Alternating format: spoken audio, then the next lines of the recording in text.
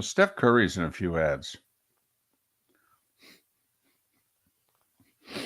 Peyton Manning observed that Steph Curry's in a few commercials.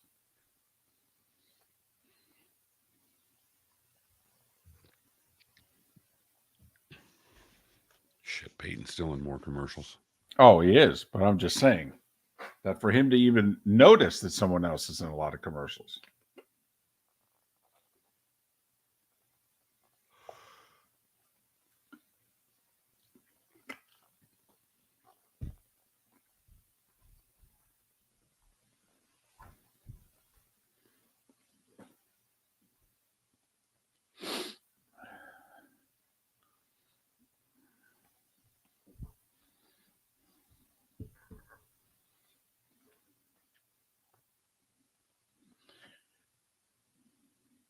So, are the sports seasons winding down here? Yes. Softball ends this week. Oh. And soccer never ends. It's just morphed into a constant. He practices twice a week. Whether you don't have to go. It's everything's optional. And gymnastics never ends.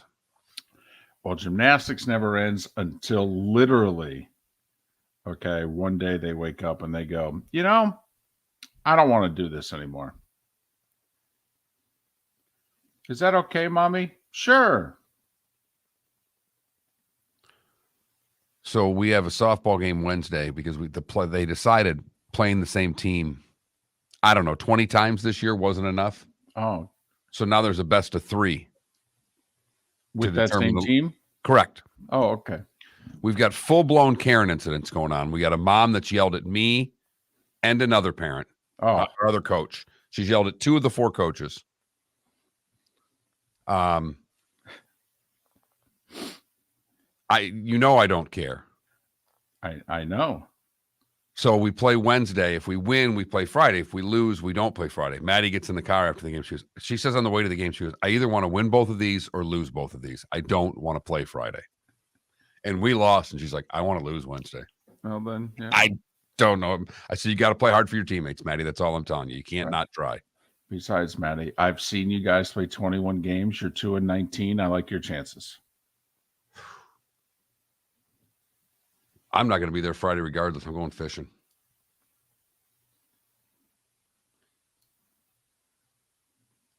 I think you should, if by chance they win and there's a game Friday, that whether it's your mom or your wife brings a sign in honor of you, just, or like around their neck, they just hang the gone fishing sign. Gone fishing. Yep. Just want everybody to know Mark is here. Spirit.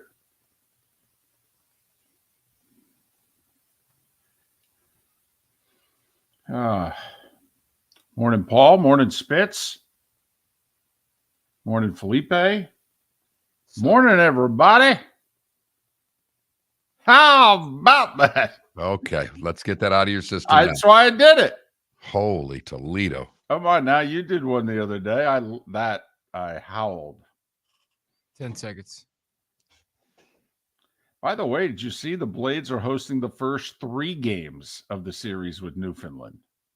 And then going there for 4? I'm assuming.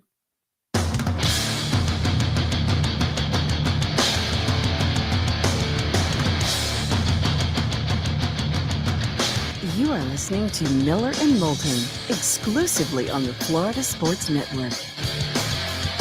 And now here's Mark Miller and David Moulton. Top of the morning to you. Hope your week got off to a great start. Thanks so much for joining us on this Tuesday. How the heck are you? Miller and Moulton here on the Florida Sports Network. FloridaSportsNetwork.com. Top of the morning to you, Mark. How are you? I'm doing good. I'm doing just great. Watched, a little Game 7 last night, a little lackluster Game 7, but Game 7 nonetheless. It was close, though. Okay, right. One team was getting outplayed, but it's close. It's hockey. One shot can change everything. So, it had me. I have to say, I was like Renee Zellweger. They had me at hello. The whole thing. It helped that there weren't as many distractions last night. No other hockey, no hoops, just a little bit of baseball. And the baseball that was on was all blowout fashion. So, right. No Rays, no Marlins also. So, right. Whatever. I will say, this Ohtani guy, we were ahead of the curve on this. People are just now coming around to the Miller and Moulton Ohtani negotiations. Did you happen to see last week in The Athletic, they did a column where they polled all of their baseball writers as to what they thought Ohtani was going to get? Yes. And they finally were in our ballpark of 550 plus, 500 plus, under 500 were the three categories, basically. And so, we had said 2 years ago and all last year, we're like, listen, you need to think in terms of like 55 a year. No. You really do. No. See, let's just draw the line in the middle of the paper. Okay. At the top of the paper, Ohtani. Left column, pitcher. Right column, hitter. Okay. Break down what you think he'd make if he just did one. Then add them together. And then throw 10-15% on top because, the big markets are going to compete against each other. It's going to be a little bit of a war. And what do you come up with? And we thought it would take what? Double nickel minimum? 50 minimum where we started. We started at 50. Because we went 25, and then because of the bidding war, the Mets, Dodgers, Angels, Yankees thing alone, throw an extra $5 million. Here's a little something for the effort. So now we're at 55. Well, okay, now let's talk years. Well, take a look at what the biggest contract is ever and realize that this contract's going to have to be at least $1 more than that. And isn't it still Trout like 432? His like 14-year deal. I thought it was like $432 million. 432, 433, I thought. And so that's why I was thinking, like you just mentioned the Athletic story.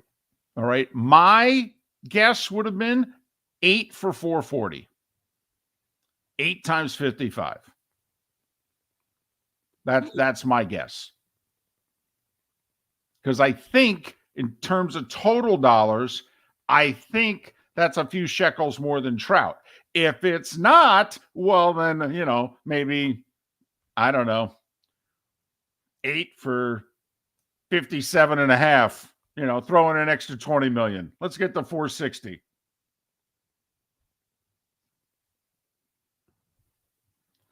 Thought is, by the way, he wants to stay out west. Dodgers, most people believe, leader in the clubhouse. They actually think Seattle's a serious player. It'll be fascinating to see what he gets because every night it's something different. Last night he didn't pitch all that well. Nobody nearly hit for the cycle. Right. He was on base 5 times, drove in 3, scored 3. What'd you do tonight? Not much. I pitched 7 innings, got on base 5 times. Didn't have my A stuff on the mound, but I hit pretty well. When you were growing up, who was Ohtani? Like on my baseball teams, it was Tommy Gaddis. Tommy Gaddis was a number 1 starter. When he didn't pitch, he played shortstop, and he batted third. Tommy Gaddis. That was Ohtani. That was our guy. We faced a pitcher. They struck out Tommy Gaddis. We all looked at one another and went, oh, man, we are in trouble. Tommy can't hit this guy. We throw Tommy out on the hill. He starts getting hit. Oh, man. Well, we can't go to the bullpen. If Tommy can't get him out, what are we going to do? That was your Ohtani? That was Ohtani. He was right-handed, though. A hitter. That's the other thing. He throws righty, bats lefty. It's just unreal. But that was my Tommy Gaddis. And it's all prorated, Mark. But I mean, Tommy always got dessert. You know how I used to in Little League and, I played ball 8 years with Tommy, growing the whole deal. Okay. Tommy always got dessert. Win or lose, Tommy got dessert. Tommy earned it. There'd be times we'd get 2 hit. Tommy would have both hits. I mean, make sure Tommy gets his ice cream sandwich or something. The rest of us, yeah, just hot dog and fries. That's all we get. We're not worthy. David, you had Little League where there was concessions. That in of itself is better than what I played. Just telling you right now. You make it sound so terrible. There wasn't a concession stand at a Little League ballpark that I ever played in. Oh, no! No such thing. You played on the field, you showed up, and you played a game. Game was at 6, you played at 6, then you left. Seriously? That's weird. That's awful. I was very jealous of the Saginaw Township Little League because they had concession stands. When I went with my buddy Terry Carpenter to see one of his games, I'm like, you guys have concession stands? What are these? Wow. I can't believe that wasn't a major bone of contention. I'm surprised you players didn't strike. There was always 7-Eleven on the way home, David. Yes, Slurpee and a Reggie Jackson. Hopefully you get that Reggie Jackson plastic mug if you know what I'm talking about. Yes. Did you used to get the ice cream in the helmets? What concession stand don't you get? No, I meant it at 7-Eleven. We got a Slurpee. Yeah, not ice cream. You get Slurpees. 7-Eleven, you get it's Slurpees at 7-Eleven. Sorry, I've just got my places mixed up then. No hot dog, no French fry, no ice cream in a cap. Man, I would have struck. There's no way. Sometimes I struck out. We used to have a parade. Opening day, we'd have a parade. We'd march like a mile in our Little League uniforms. And then there'd be like 1 or 2 games. And everybody else sat there and supported everyone else who was playing. There's no way we would have done that without a concession stand. I'm telling you. If I was in the Saginaw Little League, we would have marched to the ball fields and then we would have struck. We would have sat there. We would have said, we are not playing until we get hot dogs. I'm telling you right now. I can't believe the parents didn't go, I got to sit here and watch crappy 9 and 10-year-old baseball and I can't even get a dog. They were all having cigarettes. What are you talking about? They didn't need a hot dog. They were all smoking. What world do you live in? This is the 70s, for crying out loud. Well, they were ripping heaters. Someone probably had a bottle out by the car and they were taking a few pulls off of that. Yeah, but after the heaters, didn't you want to have something to eat and then come back more heaters?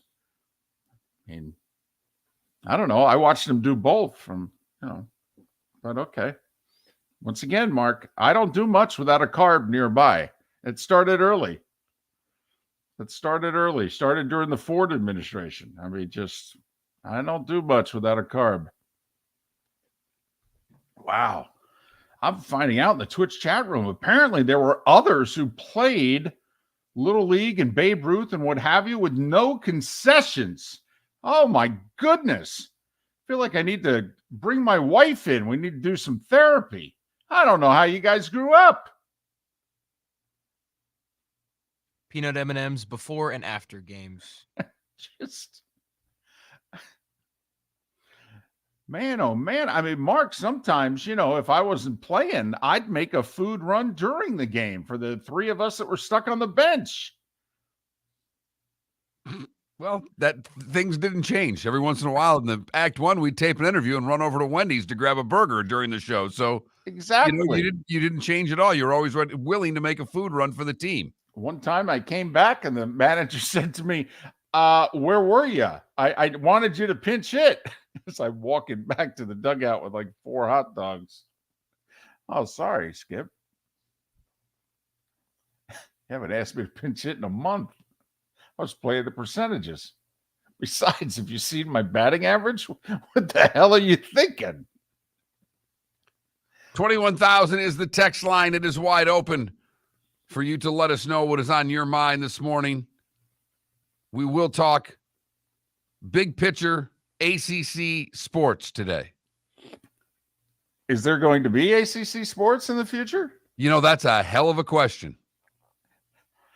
I mean, I'm not trying to be flippant here, but I'm going to be flippant. we're going to have the ACC network. You see, you need to have a league in order to have a network.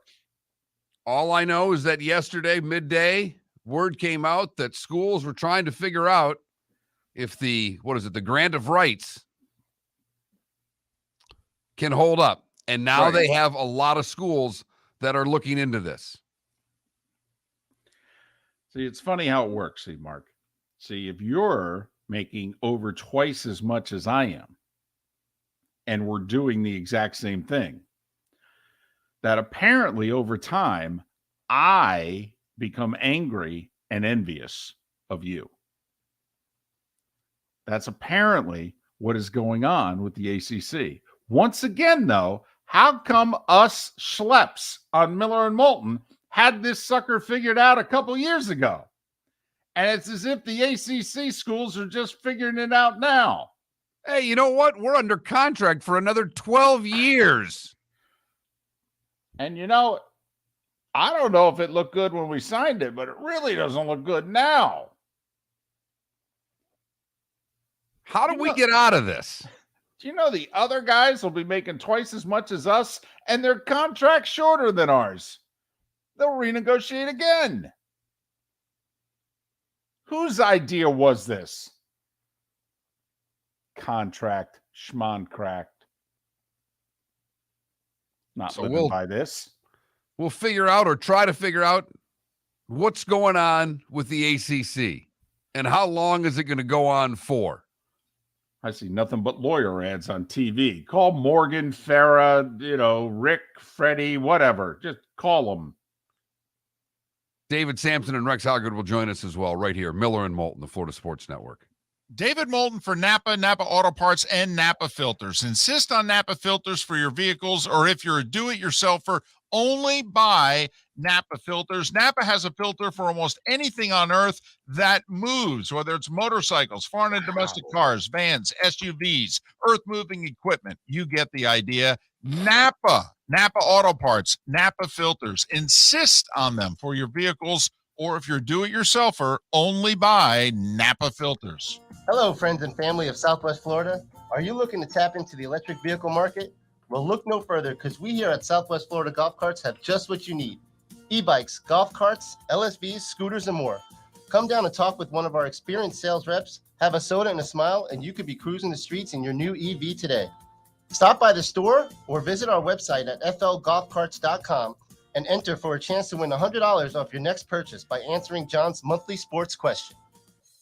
Ladies and gentlemen, once again. Hi. Excuse me. Hey, the line starts back here. Ma'am, if your party's not here, you're going to have to go around again. If you had the opportunity to avoid all this, wouldn't you? Salt Live is the official transportation provider of the Miller and Moulton Morning Show, making your trip to and from the airport seamless and stress-free. Salt Live is supported with the help of local partners like the Bayfront Inn. Gather your family and friends and enjoy a leisurely day on the water with a pontoon or deck boat. If you prefer to explore the waterways without a motor, the Bayfront has canoes, standboards, and kayaks. At the end of your journey, enjoy lunch or dinner at the Bamboo Tropical Bar and Grill. The Bayfront Inn, something for everyone on 5th Avenue in downtown Naples. BayfrontInNaples.com. When you need a ride, book with Salt Live Transportation, 308-8686, or book on saltlivetransportation.com.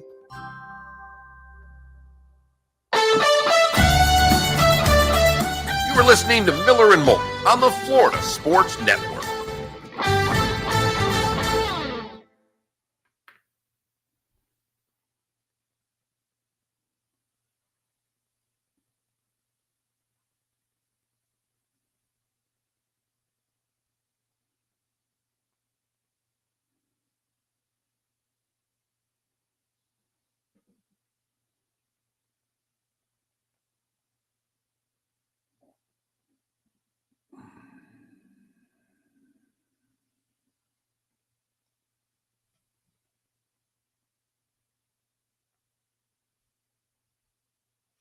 So what we have going on right now, there's two little league fields. There's a softball field and a baseball field where we've been playing at a school. It's not the main field. It's like the side fields. And they're fine. But one parent on the team that we play 21 times has decided to bring their speaker, I think, or maybe their phone's just really loud, and they're playing walk-up music for their team, which is either the end of Western civilization as we know it or the coolest thing in the world. I'm not sure which. But the other game where the boys are playing is they've one-upped it because they have the speaker and some dad does now batting David Moulton. Oh, yeah, every player. Because I'm in the field coaching, and by coaching, David, I stand behind the catcher a lot. When the balls miss the catcher, I pick them up and give them back to the coach who's using the pitching machine. Because a lot of the catchers don't move back there, David. It's funny how that works. Yeah.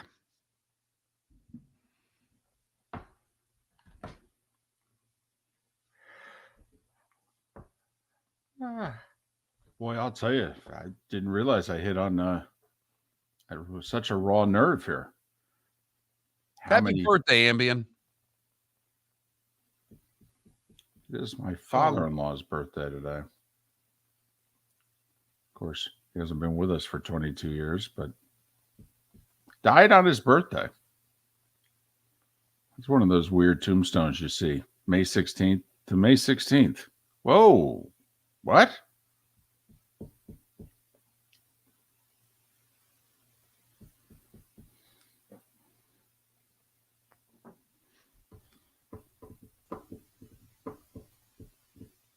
That's weird then, because my wife always recognizes the day her dad died and his birthday. I don't pay much attention to the day that my dad died. Happened to pop up on a Facebook thing this year, and I'm like, I text Jake. I'm like, it's Miller Lite and Paul Mall Day.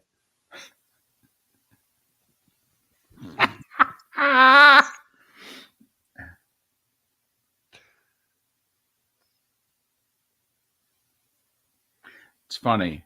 I always used to get my dad's birthday. He was born in September, and I always kept forgetting, was he born on the 16th or the 17th? And sure enough, he dies in January. And I always forget that he died on the 16th or the 17th. Sometimes on one knee, sometimes on both knees. Sometimes they actually squat. It's different. Paul, I did not go to the game last night. Remember, all right? I deemed myself the 239 Sports Jinx for showing up for 2 FGCU losses and Brian Ellis having his long shriek snapped while I was there. But I said if the Blades lost last night and all of a sudden a 3-0 lead was 3-3 and they had to play a game 7 tonight, that I would do the whole reverse thing and I would go to snap the snide.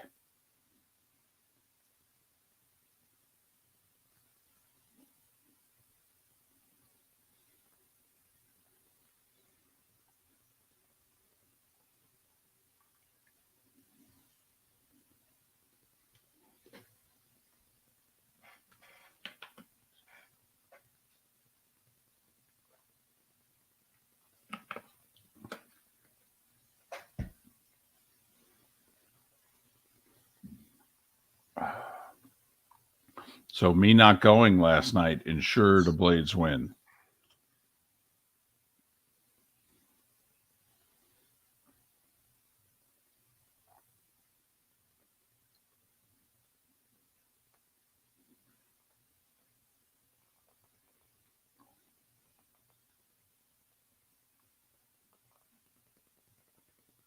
Here we go.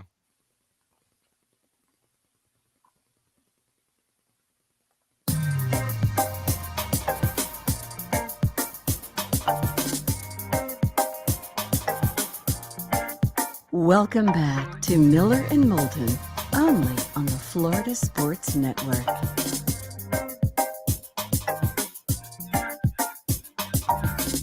"21 past the hour. Miller and Moulton, Florida Sports Network, floridasportsnetwork.com. Good show lined up today. David Samson joins us at the top of the hour. Jeff Cameron at the top of the 8 o'clock hour. And we'll head live to Oak Hill, site of the PGA Championship. Rex Hoggard of the Golf Channel will join us in a couple hours. Did you see what the NFL did yesterday? I did. You know, get used to it. Well, for those that don't know, and we'll talk about it a little more coming up in 20 minutes in the starting five, but so the NFL did a deal yesterday, a one-off for 1 year. But they're going to test just how far they can go with this whole streaming thing. One-offs are expensive. These music artists will sometimes do a one-off. They just one tour stop. Rich people can buy them. Corporations can buy it. One-offs are expensive, David. So this will be the last year for CBS broadcasting the SEC. They lost the rights nearly 3 years ago, but the contract runs through this coming school year. So CBS will be able to run SEC football in the fall, and they'll be able to run SEC basketball into the spring. And then the four-letter network will own all of the SEC broadcast rights for every sport going forward. And CBS got the SEC. Mark, you think that Florida State and Clemson and some ACC schools are mad at their TV deal that they're working under? CBS has been paying between $55 and $65 million per year for a decade. And the running joke always was, hell, if they put the SEC championship game by itself on the market, they would easily get more money for that game than they're getting for the entire season. $110 million is apparently what a Saturday night NFL playoff game is worth. That's on streaming. It's worth a lot more if you put it on broadcast television. So NBC's got this Peacock. Don't know if you've ever watched anything on it. NBC, the Peacock. So they called their streaming service, wait for it, Peacock. And so apparently, we got triple headers on, we got a double header, right, on Saturday. And then a triple header on Sunday. And then the one game on Monday. That's how we do Wild Card Weekend now, 2-3-1. Well, apparently NBC is bought Saturday. NBC is getting the 4:30 game on broadcast television, and then they're going to put the 8:30 game on Peacock. Last year, that Saturday night playoff game was Chargers-Jags, the big comeback in Jacksonville. So just to give you an idea, what type of game goes on the Saturday night game. Al Michaels did that game last year. Here's the first thing, Mark. If you're Tirico, you're the main guy now. You want the 4:30 game on NBC, or you want the 8:30 game on Peacock? You want the 4:30 game, but they may really want you to do the Peacock game. Right. Because that's the future. I mean, they're not doing this for blanks and giggles here. Right. Well, this what's is more, to train us to where we watch our football. Mm-hmm. And obviously last year, for the first time, was when ESPN Plus for 3 years now has had one of the games in Europe that was exclusively theirs. I don't know. I didn't watch. What? Streaming? Forget it. So last year, Thursday Night Football on Amazon, the numbers were a little more than half, maybe 60% of what Thursday Night Football was getting on Fox. It was getting around 14 million in 2021 on Fox. I think last year, Thursday Night Football did around 8 million on Amazon. And so now, okay, we had a year of streaming on Thursday nights. Apparently, the NFL thinks that, hey, it didn't hurt us. And we made an extra 500 million going with Amazon than we would have made if we stayed with Fox. So NBC came to them and said, hey, we have an idea. We're going to get 2 games anyway. How about if we give you an extra 110 million and we'll put one of them on Peacock? What do you say? Where are they putting it, David? Peacock. Two things I've figured out. If we're going to refer to that network, it's not Peacock. It's what? Peacock. Yep. And it is the baseball hour. So if you can get Peacock in with how about that? Then Then we're really off and running.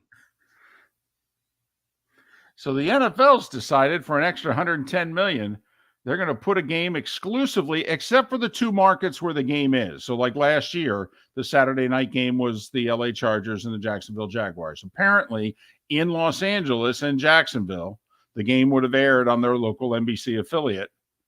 The rest of the country could only get the game on Peacock.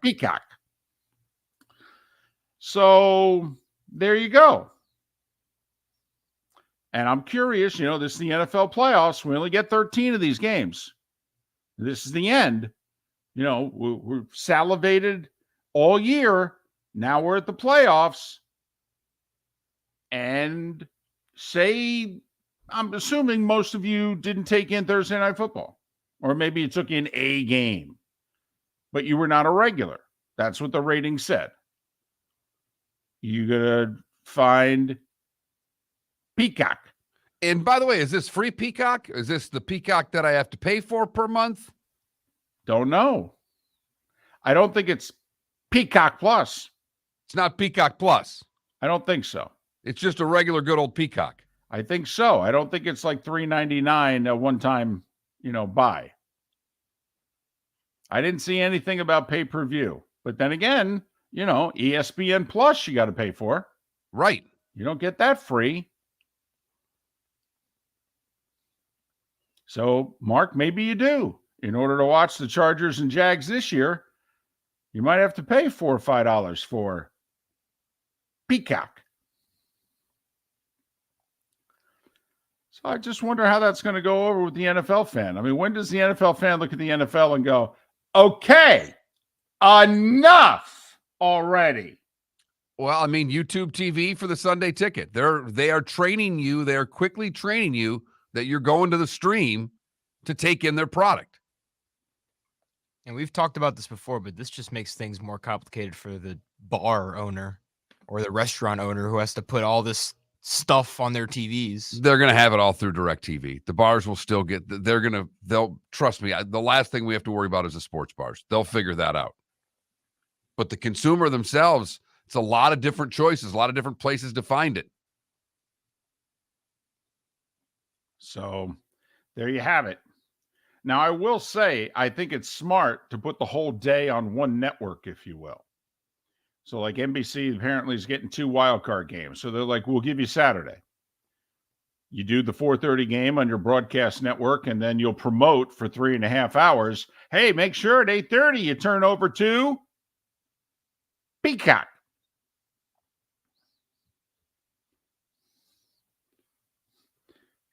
Safe to say David has not downloaded the Peacock app yet. No. And when he does, we know exactly how he'll say it while he's downloading it.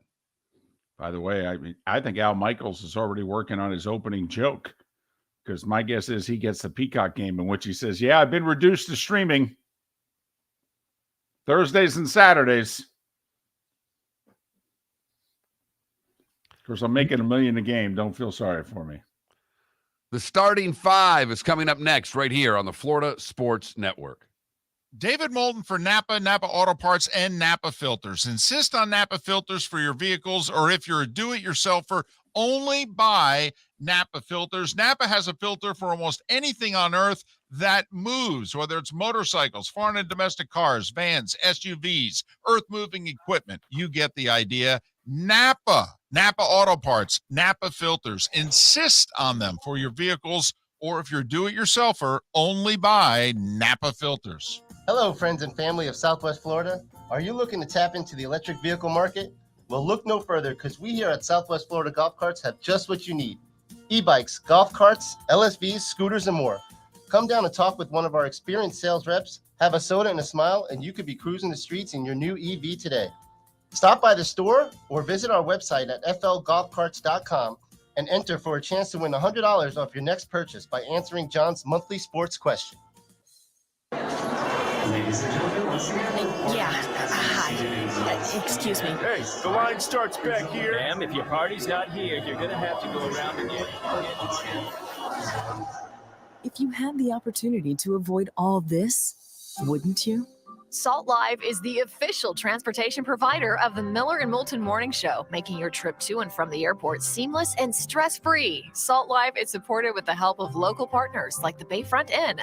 Gather your family and friends and enjoy a leisurely day on the water with a pontoon or deck boat. If you prefer to explore the waterways without a motor, the Bayfront has canoes, standboards, and kayaks. At the end of your journey, enjoy lunch or dinner at the Bamboo Tropical Bar and Grill. The Bayfront Inn, something for everyone on 5th Avenue in downtown Naples. BayfrontInNaples.com. When you need a ride, book with Salt Live Transportation, 308-8686, or book on saltlivetransportation.com.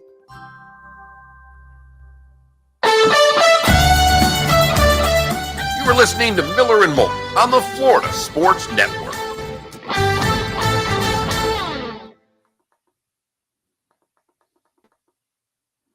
Happy birthday, Ambien. How's that work? No. Well, DirecTV, the bars, they still did the thing for the bars on DirecTV last year. They're going to do the same thing again this year, so they don't have to stream. with the There's gonna be Amazon Prime. Right. Right. Okay. Gotcha. The bars will have their own DirecTV package because they can't pull off all that streaming. Mm-hmm.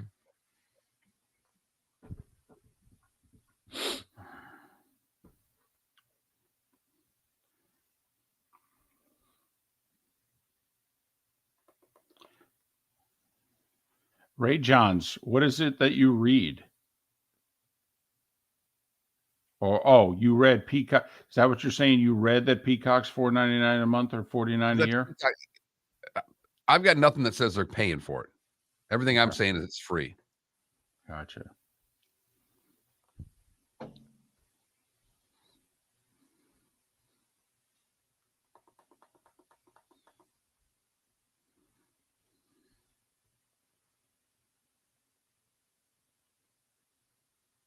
Thank you, Ray Johns.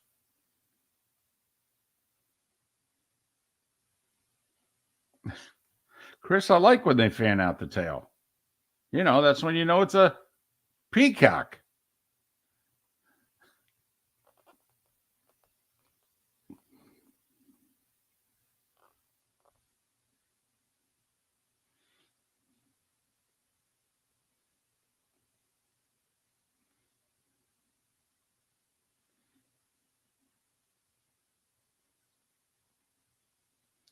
Pleasant journeys. You made me think of the Beach Boys there. Wishing Mark good vibes. Now I got the Beach Boys in my head. Good vibrations. Pet Sounds released today in 1966. There you go.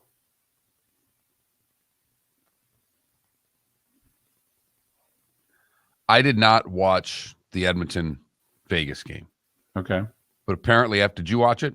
No, it was 10 o'clock. I know. Well, it's okay. So I was talking to Buck yesterday. Apparently, after the second period, it was just Messier and Levy. And Messier apparently just undressed Draisaitl at how bad he was defensively. Like 2 goals were Draisaitl's fault, and Messier just apparently lambasted him between the second and third.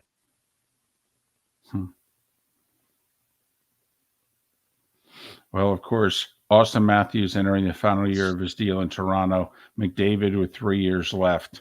They're already worrying.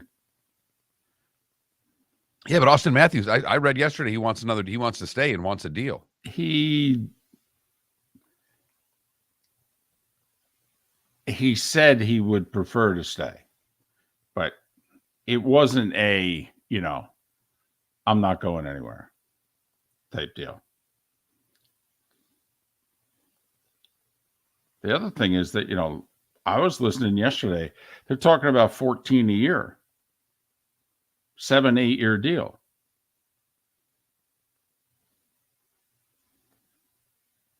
That's like a sixth of the cap. Is Austin Matthews a quarterback? Man, let me ask you, if you're running the Leafs, Austin Matthews, a franchise quarterback? Number to eat. He's so good. Really? How many goals did he score against the Panthers? He dominated the ice, David. He didn't score, but he was dominant on the ice. He was their best player. I don't disagree.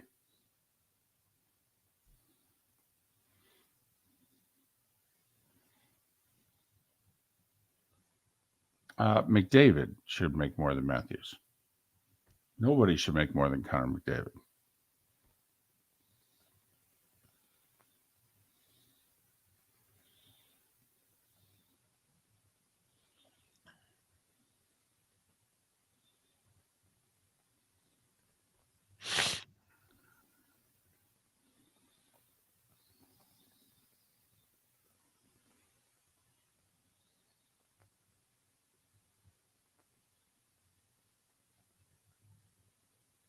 Ten seconds.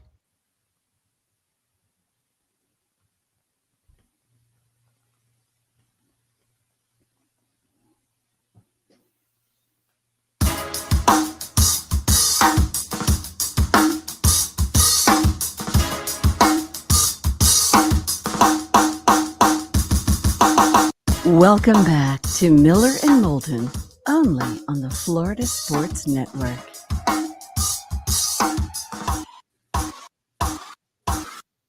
"22 minutes till the top of the hour." David Samson joins us at that point here on Miller and Moulton, the Florida Sports Network, floridasportsnetwork.com. Jeff Cameron, a little over an hour from now. Florida State continuing to make noise. Got a lot going on in Tallahassee. They may be either reconfiguring or blowing up the ACC. They are leading the charge. Talked to Jeff Cameron about it, who is very, very clued in on all things Florida State, coming up at the top of the 8 o'clock hour. And 2 hours from now, we'll start talking about the PGA Championship. Gets underway on Thursday. Rex Hoggard of the Golf Channel in 2 hours. Right now, it is time for The Starting Five.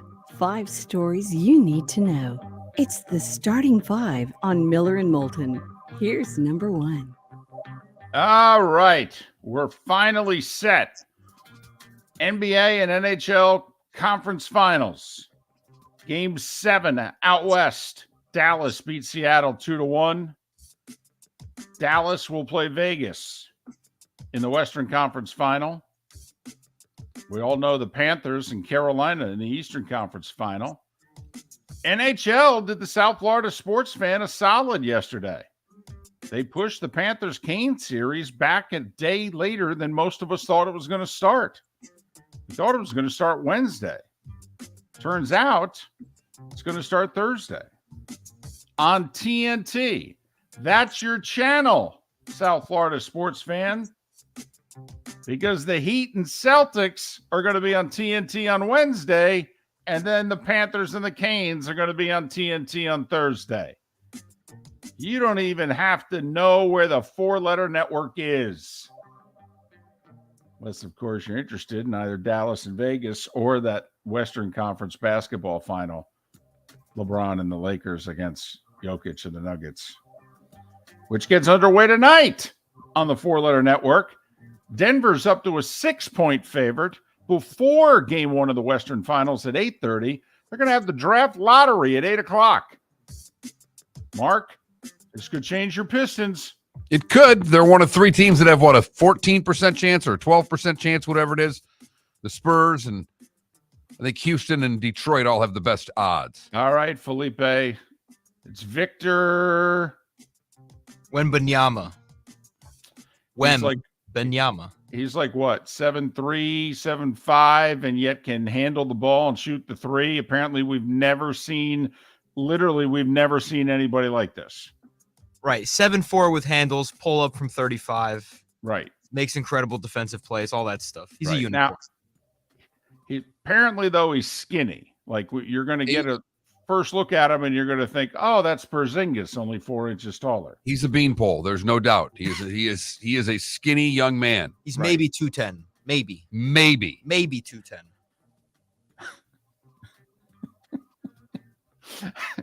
which is good because I'm 5'10", and I outweigh him by, okay. Hey, we all remember what Giannis looked like when he entered the league. Actually, no, most of us don't. Oh, true. Okay, but you do, and then that's Yeah. that's why you're He you. was skinny. I Yeah. thought he was going to say that David and I remember when we weighed less than Weminyana here. I was going to say, Felipe, I don't think I can remember when I was 210. In fact, let's see, Mark, the first day you saw me, I'm not sure that I was 210. I might have been like 220.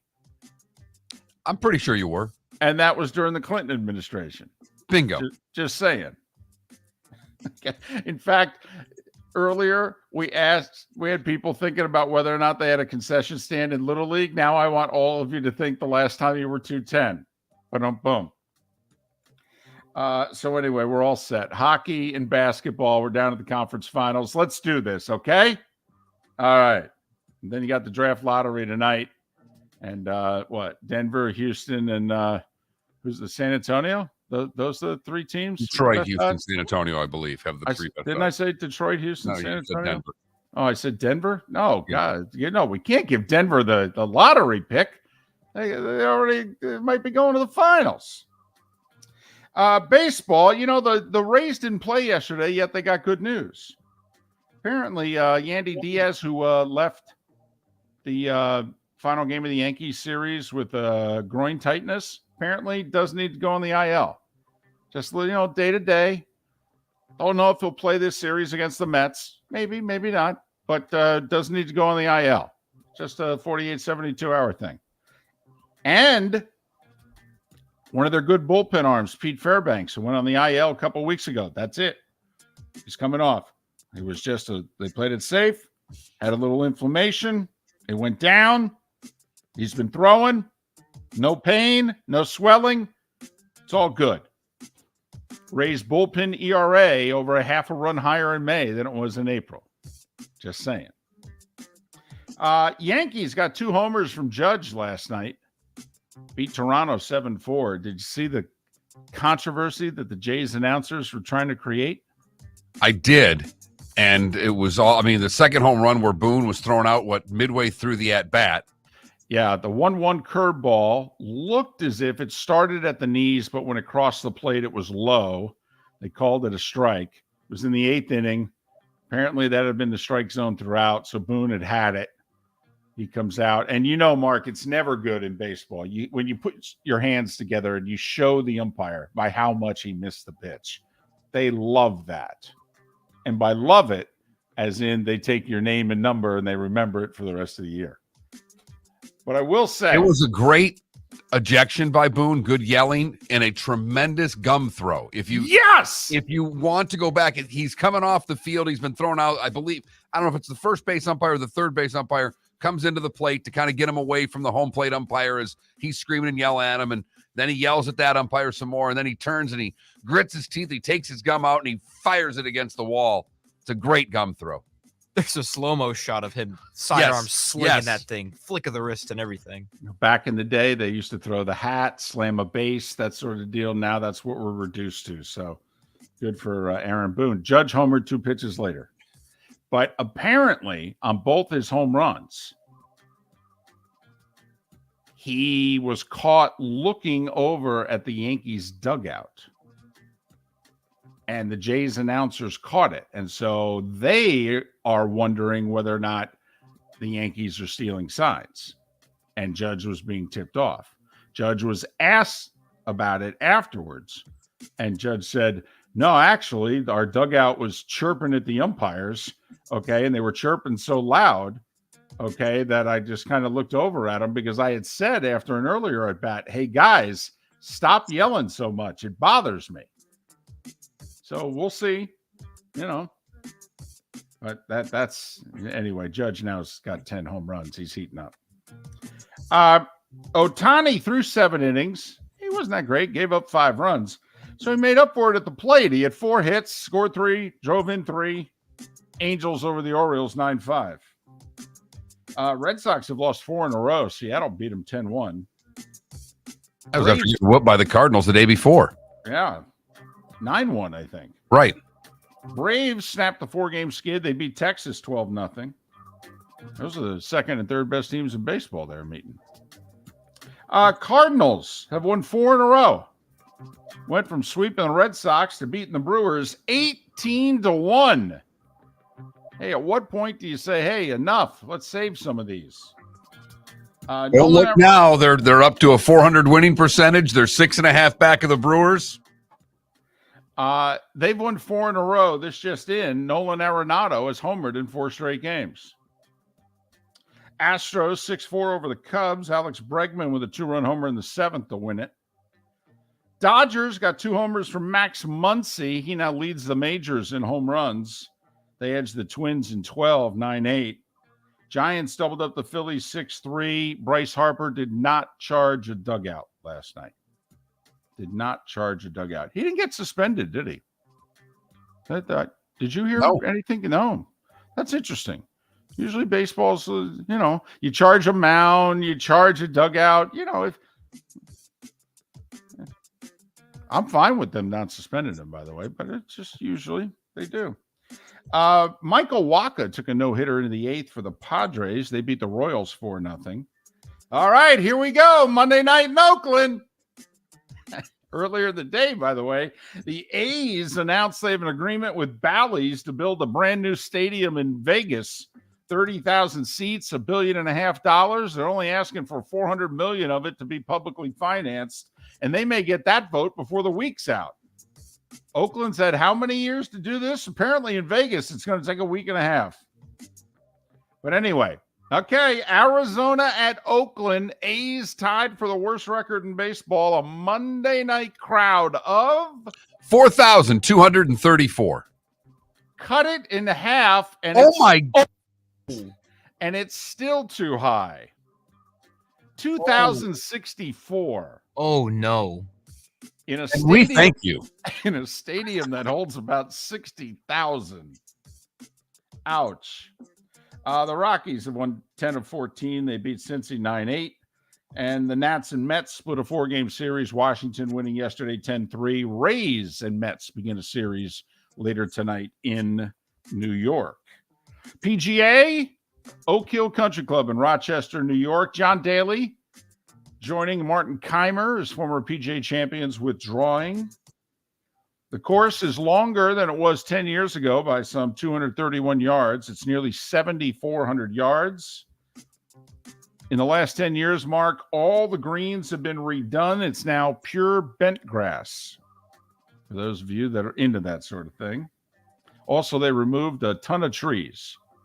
But the rough is, it's a pain. It's not U.S. Open rough, but it's close. It's thick. Yeah. They put the greens, not only the bent, but a couple of greens that they had the last redo weren't the typical Donald Ross styled green. So all the greens are back to more of a traditional Donald Ross where balls are going to run off the green. This could be a really fun tournament. We'll ask Rex Hoggard of the Golf Channel about it coming up in our 8 o'clock hour. Matt Ryan is not retired. He emphasized that yesterday, but he also began his post-playing career by signing on with CBS. Matt Ryan's top 10 in touchdowns, top 10 in yards in NFL history. Hall of Famer, yay or nay? Boy, he doesn't feel like it to me. It doesn't to me either. Yet 7th in TDs and 9th in TDs, 7th in yards. We mentioned earlier, Peacock going to exclusively air the Saturday night wild card game. They paid $110 million to NBC to stream the game on Peacock. Steelers re-signing third-string quarterback Mason Rudolph. I wonder if that's a precursor to cut Mitchell Trubisky and save money. Maybe they move Rudolph up to the backup? Now, I wouldn't if I were the Steelers, but they may. College football, he was first committed to Ohio State. Then 5-star quarterback Dylan Raiola opened up his process and yesterday ended it by signing with Georgia for the class of 2024. What, his dad was a Cornhusker, his uncle coaches there, and he chose Georgia. Right. If that just shows you that, I don't begrudge this kid. Good for him. Go where you want to go. make the decision to give you the best shot to go to the National Football League. He may have made that decision by coming to the University of Georgia.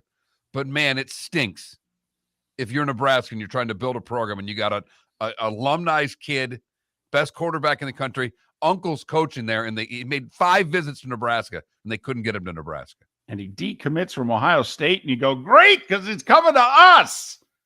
Kirby goes, the hell he is. By the way, Kansas State gave their football coach a new contract yesterday. So when they signed Chris Kleiman 4 years ago, they gave him a 6-year deal at a little over $2 million a year. He goes, beats TCU last year, wins the Big 12. He gets 8 years for $44 million. That's 5.5 per at Kansas State. Remember, it's not enough money. Okay. And those damn kids in the NIL, how dare they? How dare they? Make sure you get that contract notarized. Okay. 8 for 44. Got it? The kids are getting too damn much money, I tell you. And it's 7 minutes before the hour. That was the Starting Five every weekday morning at this time on Miller and Moulton.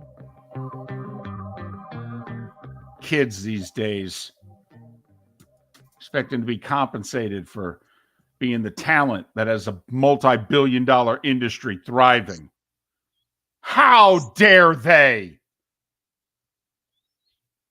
And they can get up and go to another school. Could you imagine if the coaches did that? Yeah, I could.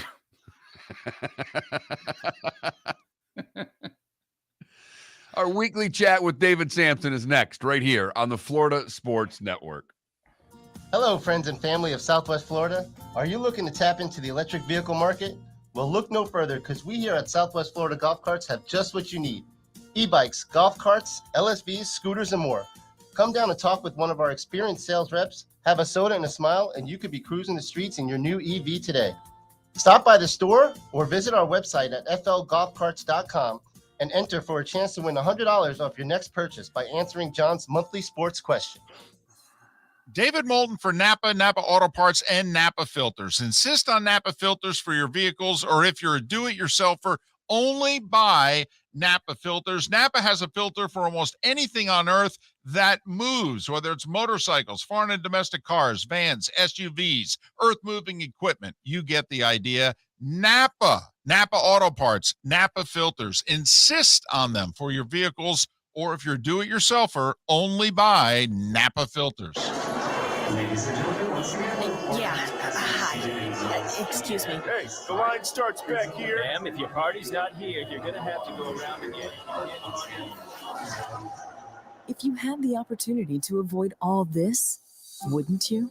Salt Live is the official transportation provider of the Miller and Moulton Morning Show, making your trip to and from the airport seamless and stress-free. Salt Live is supported with the help of local partners like the Bayfront Inn.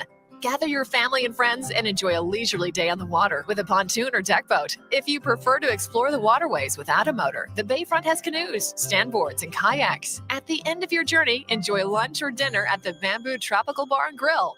The Bayfront Inn, something for everyone on 5th Avenue in downtown Naples. BayfrontInNaples.com. When you need a ride, book with Salt Live Transportation, 308-8686, or book on saltlivetransportation.com. Miller and Moulton here for the Clutch Vodka Play of the Day. Mark, remember Nick Charles, Fred Hickman, the CNN Play of the Day? Yeah, CNN did a nightly sports show. That was a while ago. Yes, it was. Just work with me. Everyone liked the pod, the Play of the Day. So how about we have the Clutch Vodka Play of the Day? Sounds good. Fun. Smooth. Like Clutch Vodka. Listen weekday mornings for the Clutch Vodka Play of the Day. That's Clutch with a K.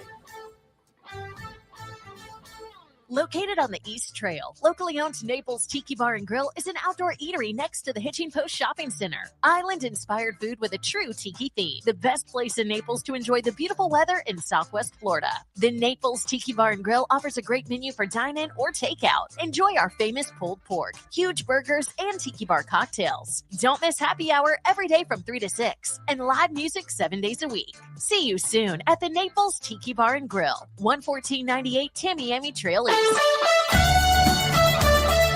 are listening to Miller and Moulton on the Florida Sports Network.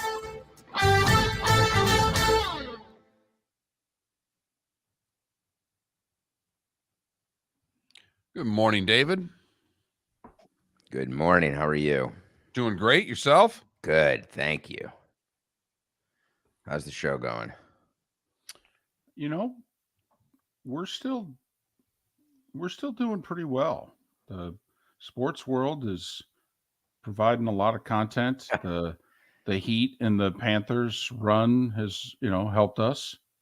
And to think that win or lose, they're going to get us through Memorial Day weekend. I mean, basically doing this show 8 months out of the year, this is not a problem. September through April, we can do.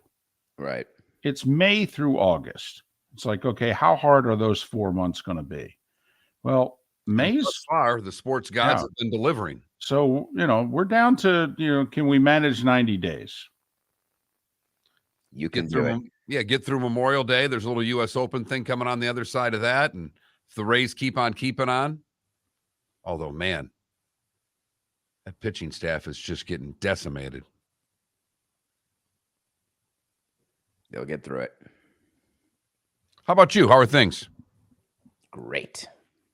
I can't complain about anything. Actually, the shows are good. Meadowlark's been fun. Doing Levitard has been fun. Starting a show with Skipper tomorrow. Oh, really? That's fun. The sporting class should be interesting. No shortage of content in the sports business landscape. I was going to say, boy, oh boy. Had nothing to talk about, but okay, good luck. Thank you. The studio's coming along? Yeah, it's supposed to be done for August. Okay. But I'm in no rush because it means that once it opens, right, that sort of changes my lifestyle. You got to put pants on. No, I'm not committed to that. I have to get on a subway. Well, it's true. It is the one city in America you could get on the subway without pants on, and I don't even know if you get a strange look. I can wear shorts and a blazer and not get a look at all, for sure. No, I just meant not wearing pants, period. But I know what you're saying. Pants, but, yes. No, but during the summer, I would wear shorts. During the winter, I would certainly wear pants. But it's the change of life in terms of commuting. Right. Mm-hmm. How long will the commute be for you? It's about 33 minutes by train. Okay. So I'm in the Upper East Side, and the studio's all the way down in Tribeca. It might as well be Fort Lauderdale, Miami.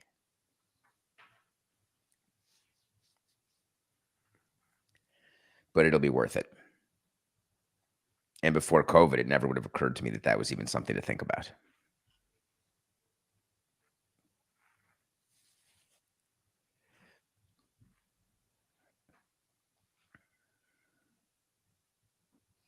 By the way, Chris in our Twitch chat room said, there he is, the next president of the United States. Who, you? No, you. Oh, God.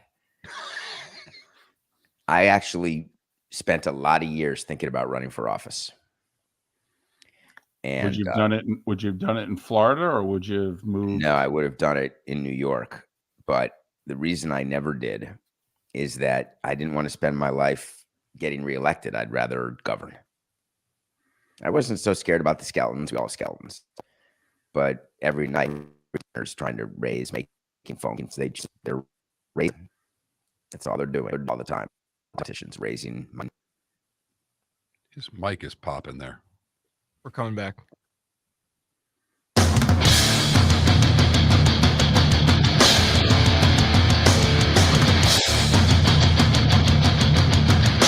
You are listening to Miller and Moulton, exclusively on the Florida Sports Network.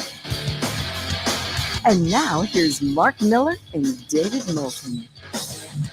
And the top of the 7 o'clock hour on a Tuesday means our friend David Samson. He of the Nothing Personal with David Samson daily podcast. He records it live at 8 a.m. Monday through Friday. And beginning tomorrow, he debuts along with John Skipper, used to run ESPN, the Sporting Class, where they talk sports business news. Follow David on Twitter at David, the letter P. Sampson, David P. Sampson. Top of the morning to you. How are you? I am great. Good morning. I love Tuesdays.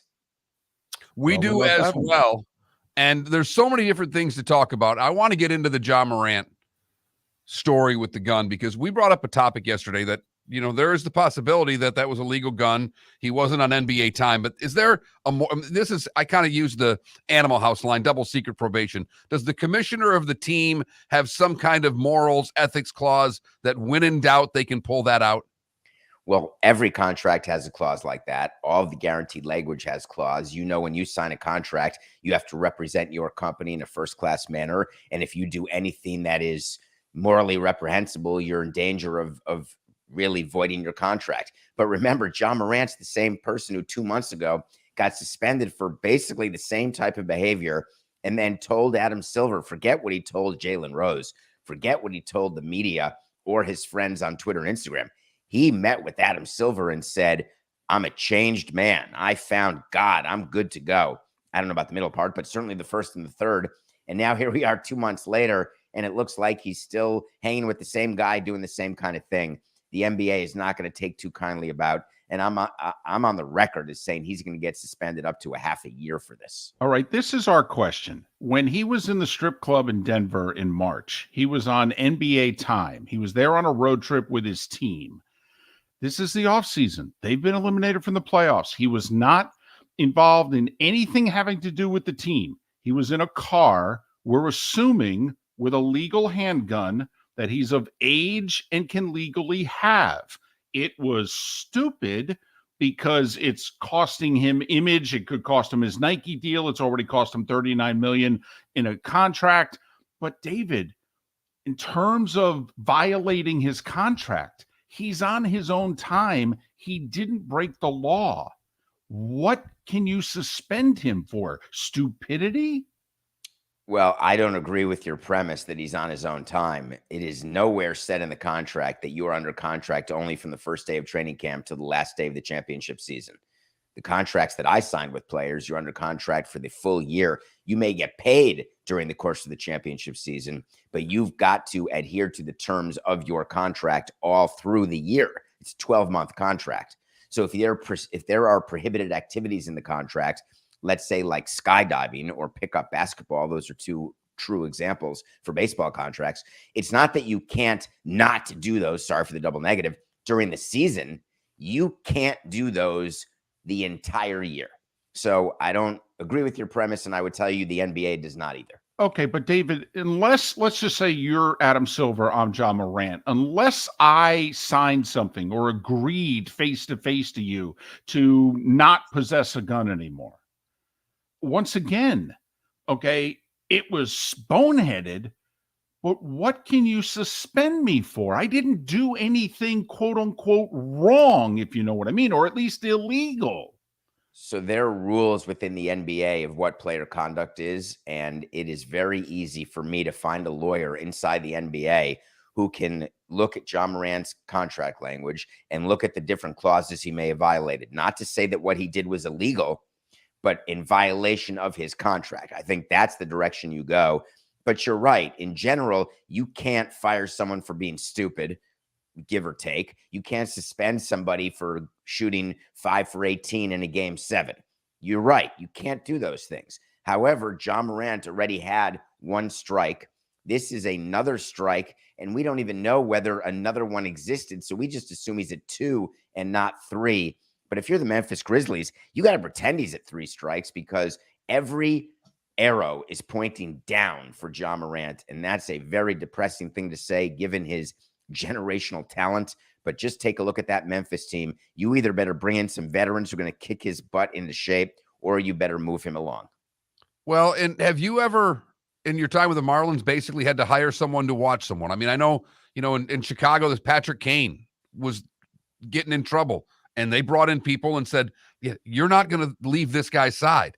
And all of a sudden, Patrick Kane quit getting into trouble because he basically had 2 babysitters. Is it at the point where the Memphis Grizzlies are going to have to hire babysitters for Ja Morant? You know, I'm thinking back to Josh Hamilton and the way Josh Hamilton had someone with him all his career. And then when his career ended, he got back in trouble again, as you may recall. But there was a way to keep him healthy as possible. However, when people are going to act a certain way, even with a babysitter, it's hard. They can escape them. They can just get them to play the same games, the same type of behavior that they've been doing. So it doesn't always work that way. The bottom line is you need to get better yourself. No one's going to make you get better. These are athletes. These are wealthy athletes. And these are athletes who believe there are no consequences to their behavior. And just witness Ja Morant. He came out and said he's good. He understands the responsibility, the seriousness of what he did. He's going to be better. And he specifically said, judge me by what I do now going forward. All right. We're now judging you by what you're doing. And it looks a hell of a lot same as what you did before. So obviously the 8 days in counseling did not do it. We're going to have to try a different approach. All right. 5 seconds because we want to get to the Rays and a couple of other topics. You're Adam Silver. How many games? 41. Half the season. All right. David Samson, Nothing Personal with David Samson is his weekday podcast. He records it live at 8 a.m. and you can get it where you get all your podcasts. Follow him on Twitter at David, the letter P, Samson, David P. Samson. This A's deal with Vegas is coming along very quickly because the casino got in and it looks as if they're going to bankroll a good chunk of it. First off, okay, we were all skeptical as to whether or not to get the financing. Apparently, they may have the financing by Friday. But secondly, how remarkable is it that a casino is building a stadium for one of the big 4 sports teams? I mean, look at where we are. So I read it slightly differently, but I want to hear your view because where I think this deal is Bally's gave them 9 acres of land for the A's to build a stadium on their own using public money. But the rest of the land that they own, that Bally's owns, they're going to develop for themselves. So really what this was a real estate play where they're getting 9 acres, which is the smallest possible amount to build a stadium, even one with 30,000 seats. But all the ancillary revenue that Oakland thought it was going to get in all the different spots in Vegas, they're not going to get anymore. So they've got to redo all of their financial projections and refigure out how to get the money to actually build this stadium because the revenue they thought they'd get, they're not getting.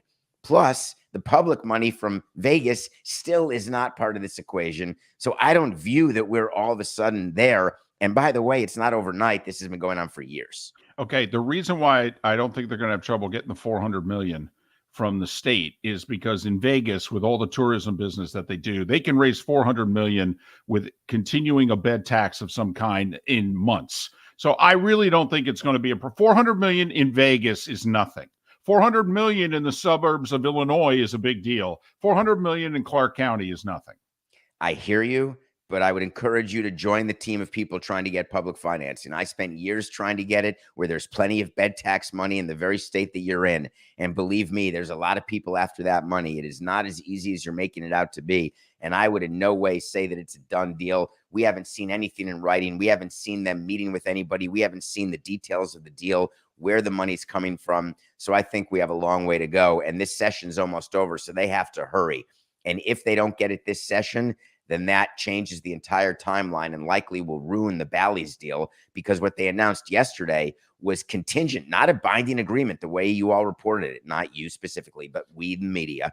It's not a binding agreement. It's pending public financing that doesn't exist yet. So there's still many different things that have to happen for the A's to move to Vegas. Let's go on the field with the Rays. They're off to a great start, but their pitching staff is starting to get banged up. I mean, they lost Rasmussen now on a 60-day. The other starter's done for the year. They've lost a reliever for 60 days. Do you start making moves now, David? If you're running that team, do you start trying to find pitchers now? Do you wait? I mean, things are going along swimmingly, but their pitching staff, particularly their bullpen, is going to start getting taxed pretty heavily here. I'm the Tampa Bay Rays. I'm smarter than every other team, so I am not going to get a trade done right now when other teams are going to take advantage of me.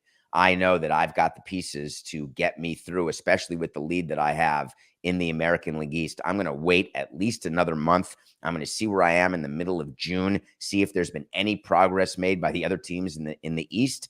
And I'm going to make it work with who I have, because that's what we do when we're the Rays. And I'm going to hope that Tyler gets better and he can come back. Why?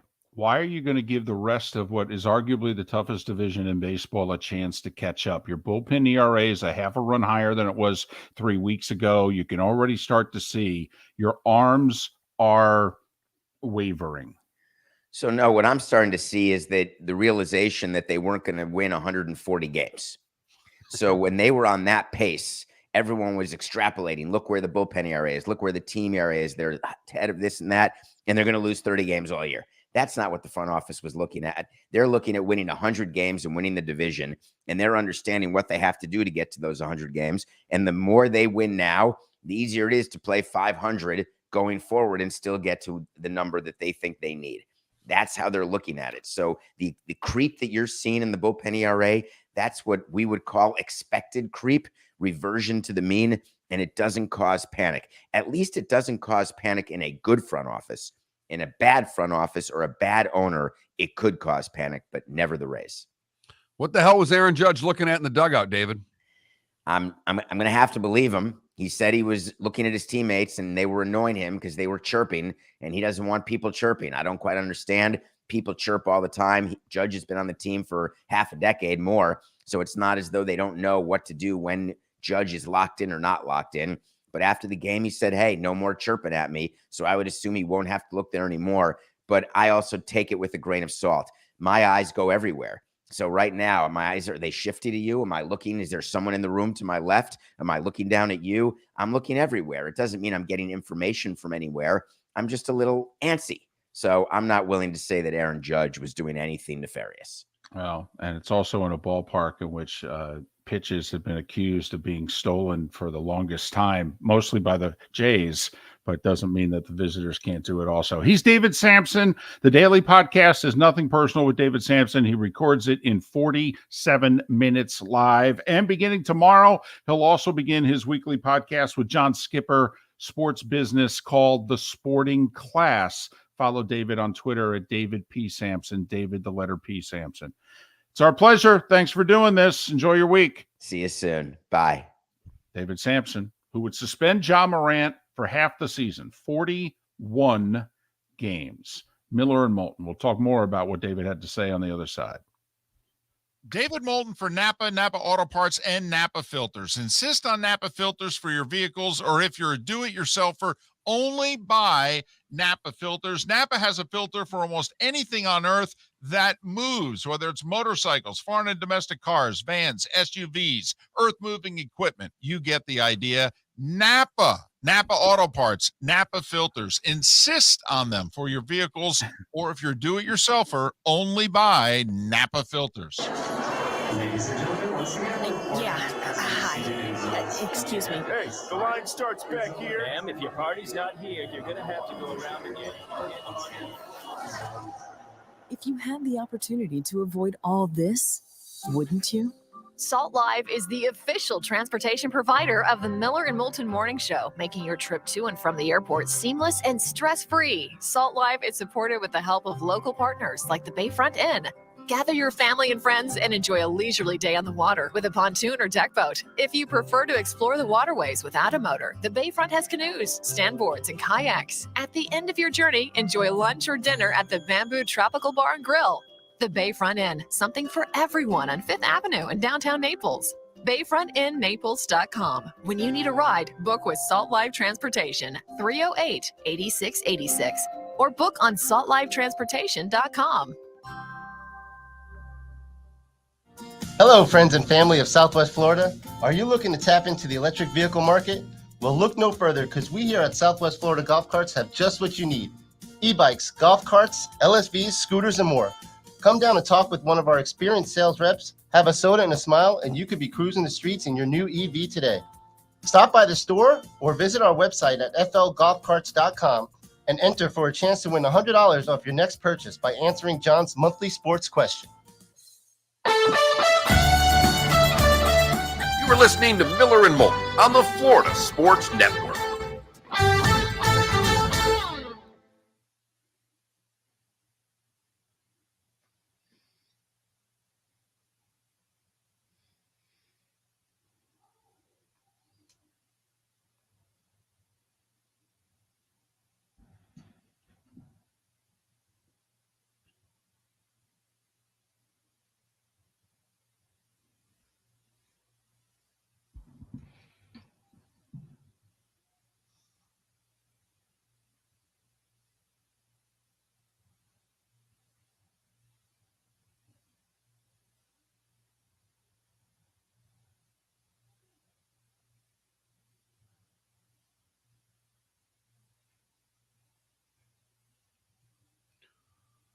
Felipe, is Klay Thompson under contract for next year, or is he in an option year?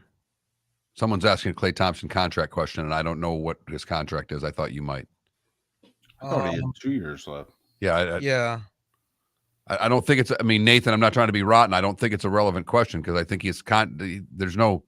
You don't take pay cuts in the NBA. I don't know if the union lets you. Now, he could extend his deal and lower his AAV. That happens a lot. Yeah. Next year would be the last year on his deal. He's going to make $43 million next year. And I don't see him taking a pay cut. Oh, Nathan. Yeah. And the Warriors want him to so that they can keep their core, but $43 million.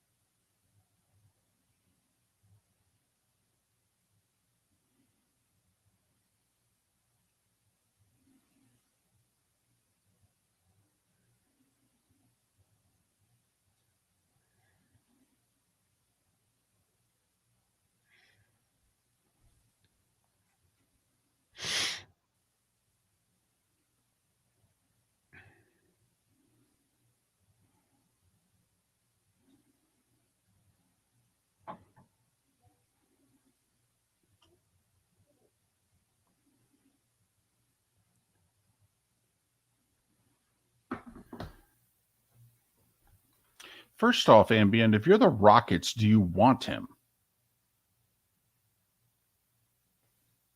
Why would you want James Harden? For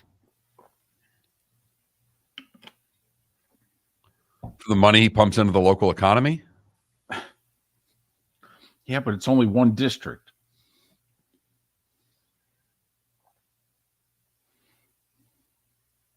Yes, Ambien. Yeah, the gentleman's club industry in H-Town hasn't been the same since James left. Jaylen Brown's got 2 years left on a deal. And not sure. If you're Boston, why would you trade him? Who are you going to get in return that makes you want to trade Jaylen Brown?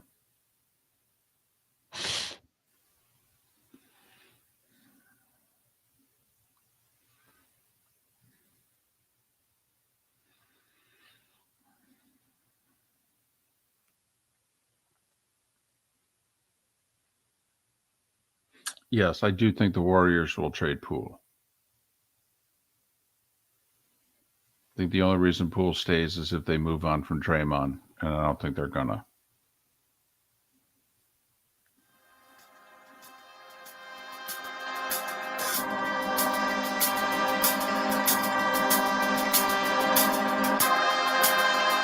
You're listening to Miller and Moulton, only on the Florida Sports Network. And now, here's Mark Miller and David Moulton.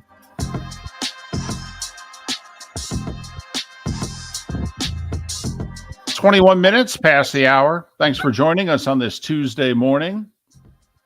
Halfway through the month of May, just like that. Miller and Moulton, the Florida Sports Network, floridasportsnetwork.com. The conference finals are set. Basketball's conference finals get underway tonight. We do the West tonight, Lakers and Nuggets at 8:30. have the NBA draft lottery at 8. You're going to watch, aren't you? I'll have it on. But I mean, you'll be interested. I mean, you put stuff on because you do a sports talk show, and sometimes you're kind of looking at it. I guess I got to pay a little bit of attention. Moulton might bring this stupid thing up. But yeah, I would like to see. I mean, the team I've rooted for my whole life has been bad now for a while. Right. Really bad. Right. Unwatchable bad. Right. They have a chance to end that tonight. Right. So, yeah, I have a little interest in this one. It would be fun to see my Detroit Pistons have a couple of players again.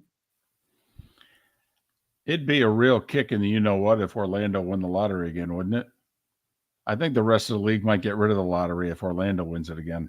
You might be like, okay, that's it. Don't you think the Spurs are going to win, though? I mean, if the fix were in, they owe Pop a player. The Spurs have been broken right down. It's a franchise that the league likes. They do. They like R.C. Buford, the GM. They like the ownership. They do. Yep. I mean, if I were to call this being fixed, I would say San Antonio wins.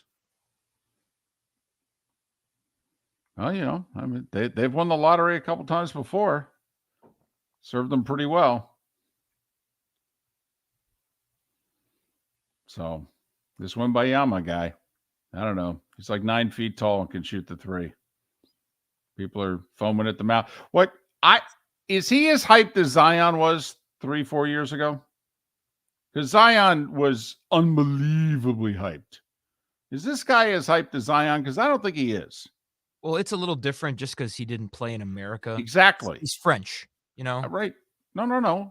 I get it. But I think that's why. Thanks for that update, Felipe. Well, I thought I'd let everyone know, Right. That's and a hell of a I'm name. glad you did.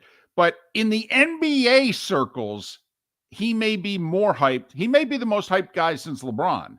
But I think in this country, media attention and what have you, I think the Zion lottery was. Yes, because we watch Duke every time they're on TV. Right. I'm actually surprised that there weren't more of this guy's games put on some network. The only time you ever got to see Wembanyama in the States was an NBA TV late night showing or whatever, just because it was on the other side of the world. Right. So anyway, he's 9 feet tall and he can apparently handle the ball like Iverson and shoot the three like Curry. I mean, there's no hype involving this guy or anything. Well, I mean, and actually KD's the guy that they've most compared. I mean, that's the guy who he compares himself to. That's the guy whose game he's tried to emulate. That's a pretty good game. I got to give him that. I mean, if you're going to pick a guy, that's not bad. I mean, he's from Europe. I thought he might have said Dirk, but he's more athletic than Dirk in a way. Dirk wasn't, the ball handler or anything like that. He was just a great shooter. Great shooter. And this kid can handle it. He can shoot it. He can play defense. He is a beanpole, though. Yes. He is a very skinny young man. So that's the sweepstakes tonight. This is a deep draft, though. This is actually one of those drafts. It'll suck if you're rooting for a team that has a real shot to win tonight and you don't. But this is one of those. It's not like those drafts in which if you don't have a top 2 pick, you ain't getting anybody who could help. This is actually considered a draft in which you got the 6th or 8th pick. Yeah, you're still going to get a player. Okay, good to know. I wonder how Dallas is feeling heading into tonight. Yeah, they tanked to make sure that they finish with a top 10 pick. Right now, they're 10th. Okay, so they need the teams that are 11, 12, 13, and 14 to not jump them. None of those 4 teams can finish in the top 4 of the lottery. That would move Dallas down to 11, at which point the Knicks get their pick. They need to stay at 10. Then they get to keep it. See, it would probably affect my team if one of them jumps up there, so I don't want them to, but boy, it would be sweet with Dallas trying that to end up not getting that pick. The basketball gods do owe them, don't they? I mean, come on. what you did, made a mockery of the damn league. Adam Silver, boy, he really threw the book at you too. I mean, I think he fined you like $6. Because when you find a billionaire, 750,000, it feels like $6. So a little basketball tonight and the draft lottery.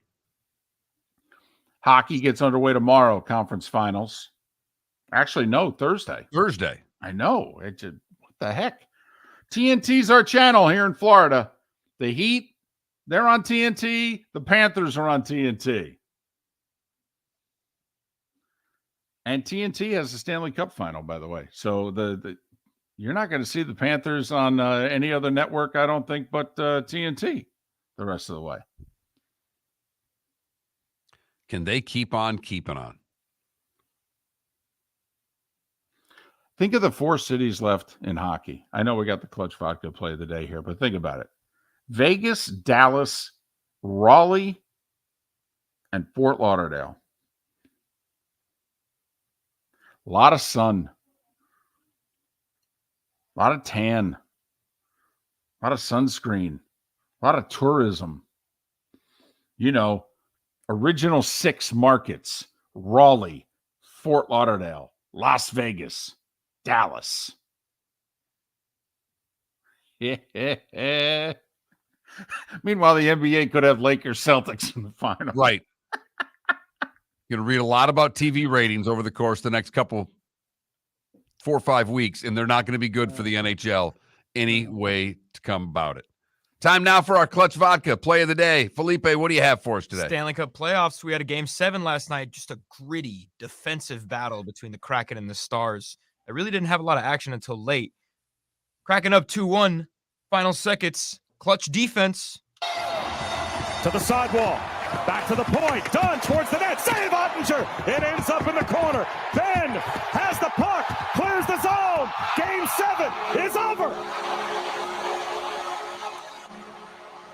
The Dallas Stars survive, and they move on to take on the Vegas Golden Knights. Dallas goalie Jake Ottinger with 22 saves, and the Stars are headed to the Western Conference Finals. Team played incredible in front of him. He didn't have to do a whole lot of work last night. It was a great defensive performance by Dallas, and I hope to goodness that the games are a little better because Vegas and Dallas can play in the mud if they want to. They both can play a defensive style that is not the most appealing. Carolina and Florida, meanwhile, should be riveting. 2 fast teams and 2 teams that hit and like to hit and will not back down from another team hitting them.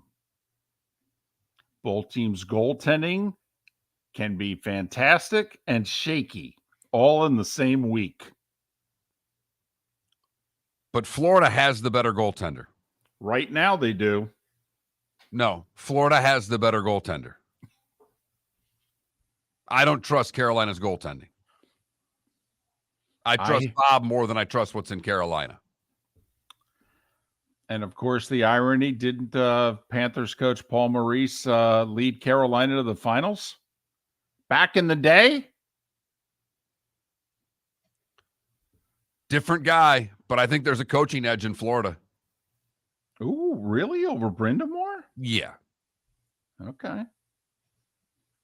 Miller and Moulton. Look at you. That was kind of disdainfully there. Yeah.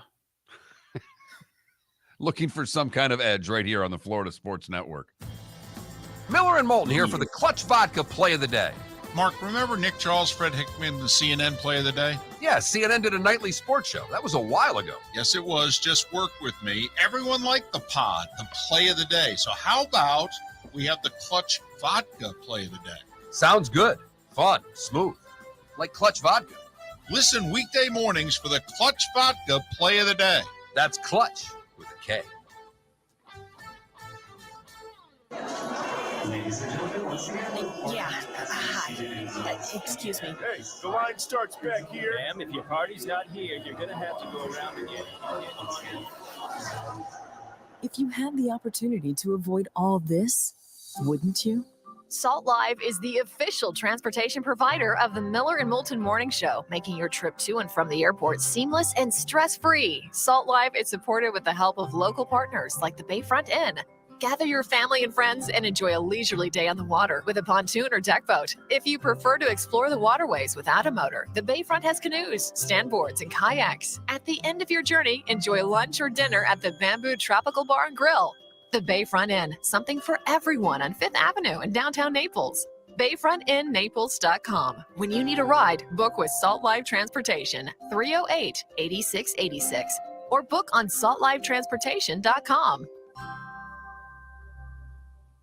David Moulton for Napa Auto Parts, and Napa Filters. Insist on Napa filters for your vehicles, or if you're a do-it-yourselfer, only buy Napa filters. Napa has a filter for almost anything on earth that moves, whether it's motorcycles, foreign and domestic cars, vans, SUVs, earth-moving equipment. You get the idea. Napa Auto Parts, Napa filters. Insist on them for your vehicles, or if you're a do-it-yourselfer, only buy Napa filters. You are listening to Miller and Moulton on the Florida Sports Network.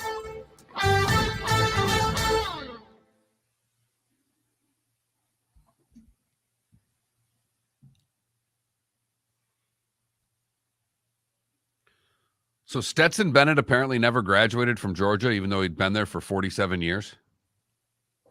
Really? Yeah, there was something out yesterday that there's no proof of Stetson Bennett graduating.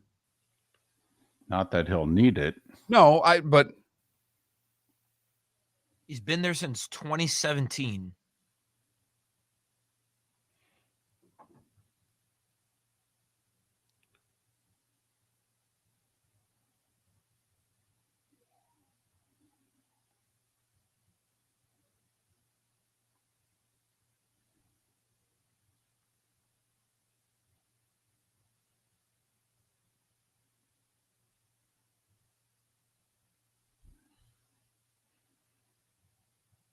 And Ambien, I have no clue who the Stars radio voice is. Sorry.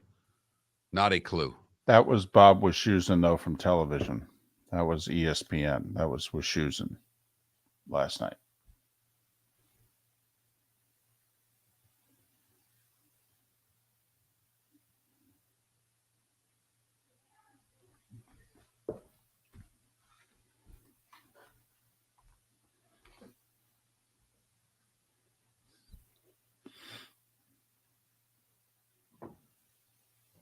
Bob Wischusen. He's based out of Connecticut. I think he's the voice. He's certainly the voice of the Yukon women. I don't know if he also does the men.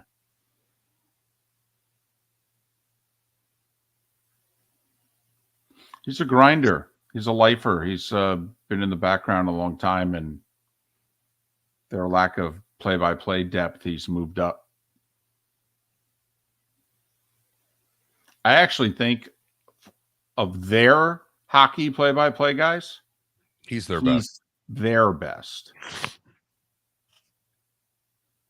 He's like the fourth best for Turner, but he's their best.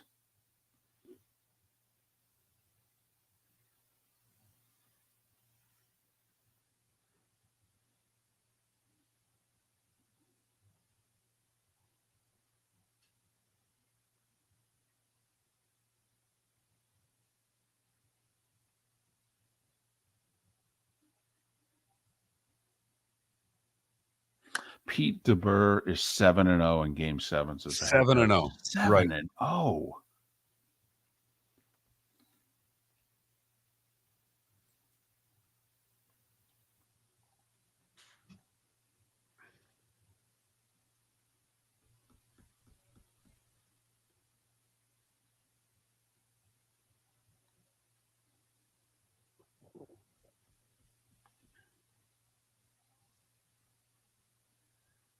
You got something here? Because I do. Go. You don't. Kind of, sort of, it's same topic, different subject matter as to what we're going to get in with Jeff Cameron. Okay.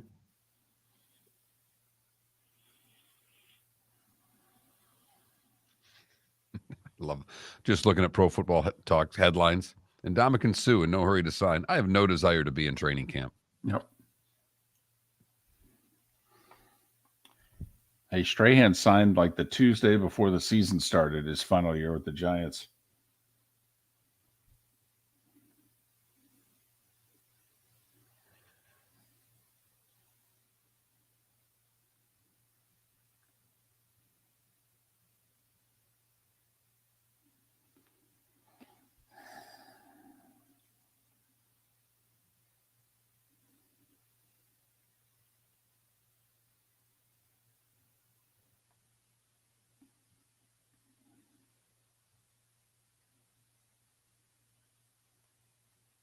A shot to win up to $1 million every day of the playoffs. It's simple.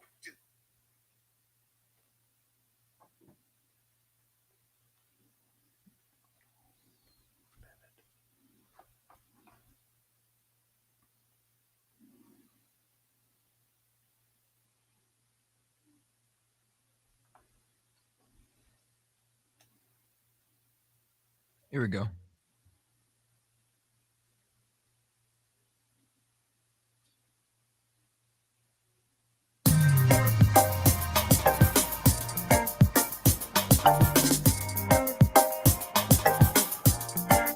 Welcome back to Miller and Moulton, only on the Florida Sports Network.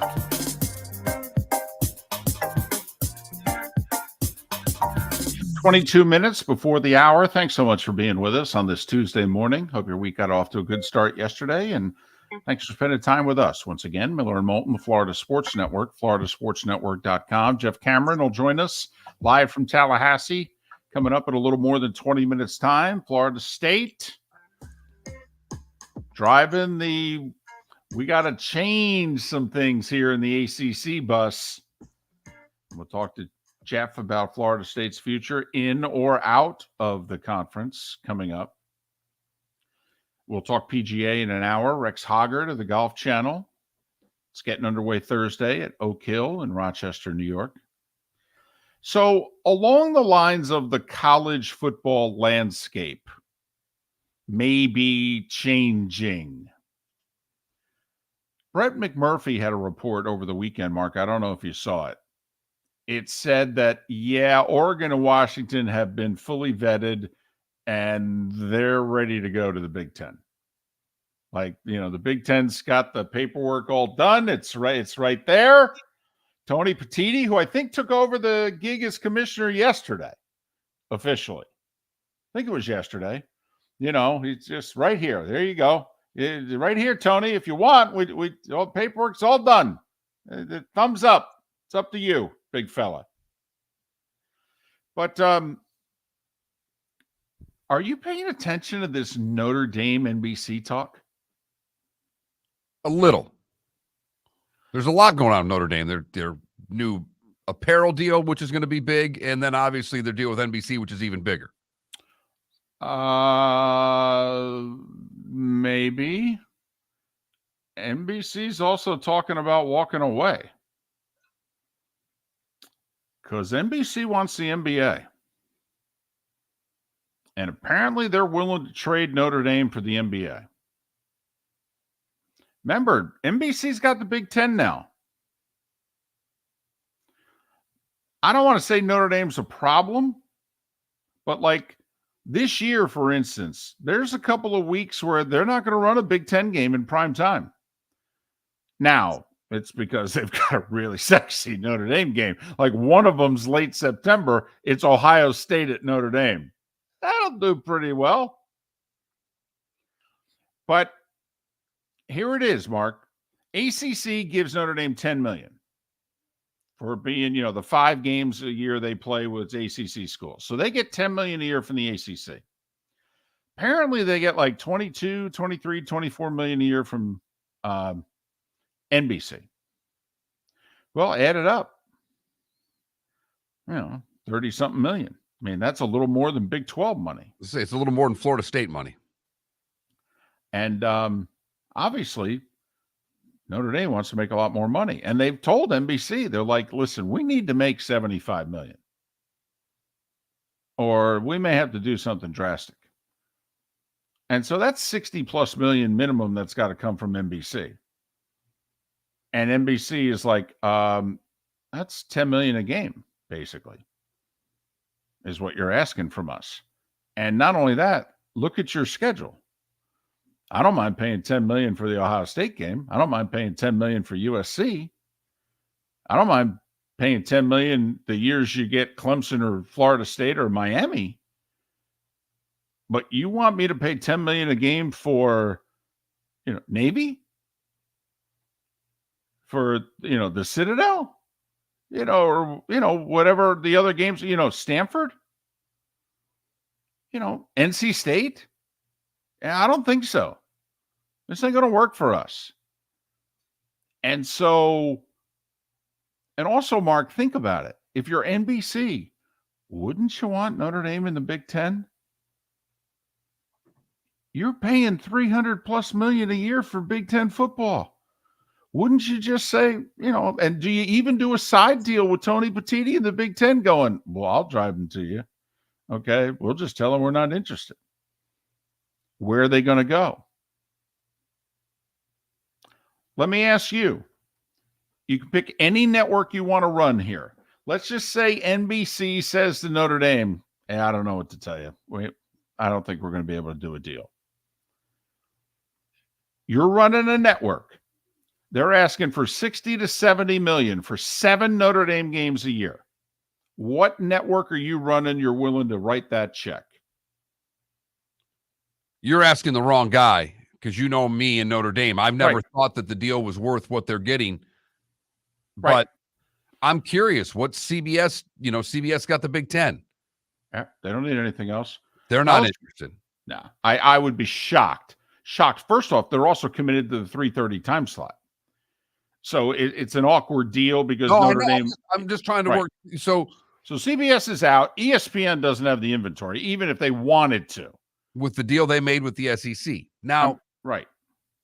So Fox also in bed with the Big Ten. All right, still in bed with the Big 12. They got the noon, the 4, and the 8. Those are their 3 spots. Fox would be interesting. So if you're Eric Shanks and you're running Fox, okay, you think Notre Dame's worth $10 million a Saturday? Think it could be. Okay. In which you basically say to Notre Dame, we're going to put you at 4 o'clock Eastern. Right. Which is a little later than they want to play. They're used to that whole 2:30 Eastern slot. I got you, but right. If you're paying 60, 70 million a year, you could move it. Right. I would think Fox would have some interest. And then the other side of it is, would Amazon? I know, but you're Notre Dame. You going to go that route? I'm with you, by the way. If I'm a streaming service, I'm all over this. All over this. Notre Dame, really? All over it. I'll give you the money. This is tip money to us. Right. I mean, Apple, Amazon, to me, that's where they would have to go, David, because I don't see TNT getting into the college football business. Although they may lose the NBA. Okay. They actually may need some sports properties if they're going to lose the NBA. That might be an interesting fallback. All right. Let me ask you this now. You're Notre Dame. There's no network willing to give you the 70 million. But Amazon's willing. Or to pick the streaming service, whatever. But we got a streaming company that'll give us exactly what we're asking for. They didn't even blink. I don't think they would join a conference, but would the ACC's deal get torn up if Notre Dame joined the ACC? Yes, absolutely. That's everybody knows that. That to me is the one thing that Notre Dame would have to consider, is to stay in bed with the ACC that you and I have talked about, the easiest conference, in our opinion, to get to the playoff. Think about it, though. I mean, Florida State and Clemson are already saying, hey, we got to redo this deal where we get priority. We're not getting the same share as Wake Forest, okay? This is BS. No, but it's easier to get that share if I got Notre Dame on board. No, I understand, but think about what Notre Dame would be asking. because Notre Dame would get the contracts torn up. Notre Dame would bring a lot more money to the table. Well, how much of it's Notre Dame going to want? Remember, Notre Dame's looking to make $70 million from television. Think about, how weighted that TV deal would have to be for Notre Dame to get $70 million annually of that new ACC deal. Wake Forest would get like 4. That's how, heavy it would be. Remember the Flintstones when they went to the drive-thru and they put the big brontosaurus thing on the side and the brontosaurus ribs. Today is National Barbecue Day, David. Of course, I'm aware of Fred getting the order of brontosaurus ribs. And they put it on the side there and the car would flip over. That's what the ACC television deal would look like. Flintstones, brontosaurus ribs. That's how weighted it would be. So there's no doubt that's out there. But now if you're Notre Dame, if you're going to join once again, let's go back. If you're really going to join a conference, is that the one you're joining? I don't think so. But I think it might be the best opportunity for them to get the money they want. You join in, you would make it 16. You join in the 16-team ACC or the 20-team Big Ten. Because all the partners, Fox, NBC, CBS, Tony Petitti calls them up and says, Notre Dame's coming. I need X amount more a year. They'd all be like, great. Where do I sign? Do I Venmo that? How do you want it? Not a problem. Done. But let's go back, though. You're Notre Dame. You going to go streaming? Which, if you think about it, is very Notre Dame. It's very independent. They win NBC. They went and got their own deal before anybody else did. Set a whole new standard of how college television was broadcast when they did that deal with NBC. It was revolutionary at the time. So why wouldn't they go to Amazon? And they could look right at Amazon and go, well, we need $75 million a year. Amazon's like, done. How many years you want?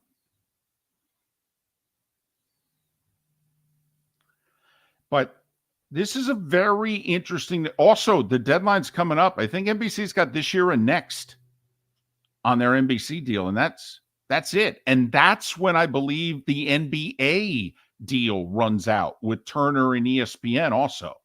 I think the two match up perfectly.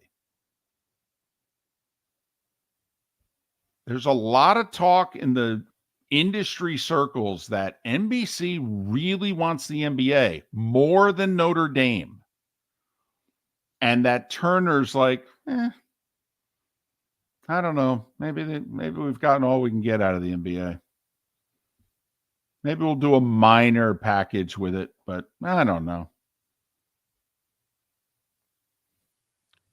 But I could see Notre Dame going to Amazon. I really could, David. If you were Jack Swarbrick, though, would you do it?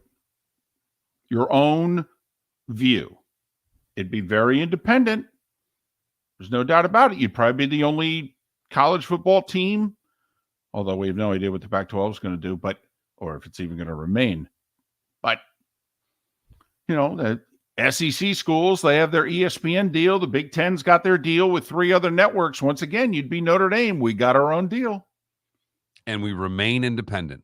Yep. And trust me, if it's between joining a conference to get the money and going to streaming to get the money, Notre Dame would go to streaming to get the money. Write it down, book it. They don't want to be in a conference. Nope.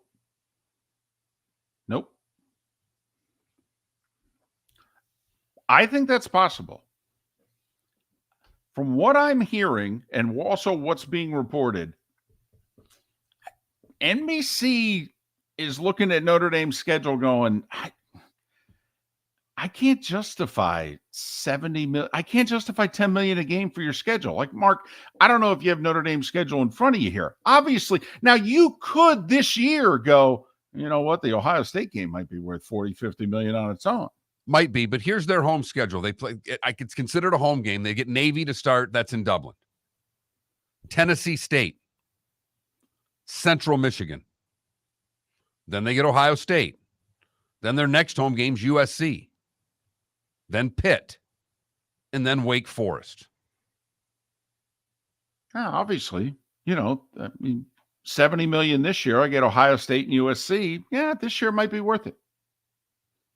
Tennessee State game, by the way, I think they're putting on Peacock. That says NBC. The Peacock game's going to be the Navy game. Huh.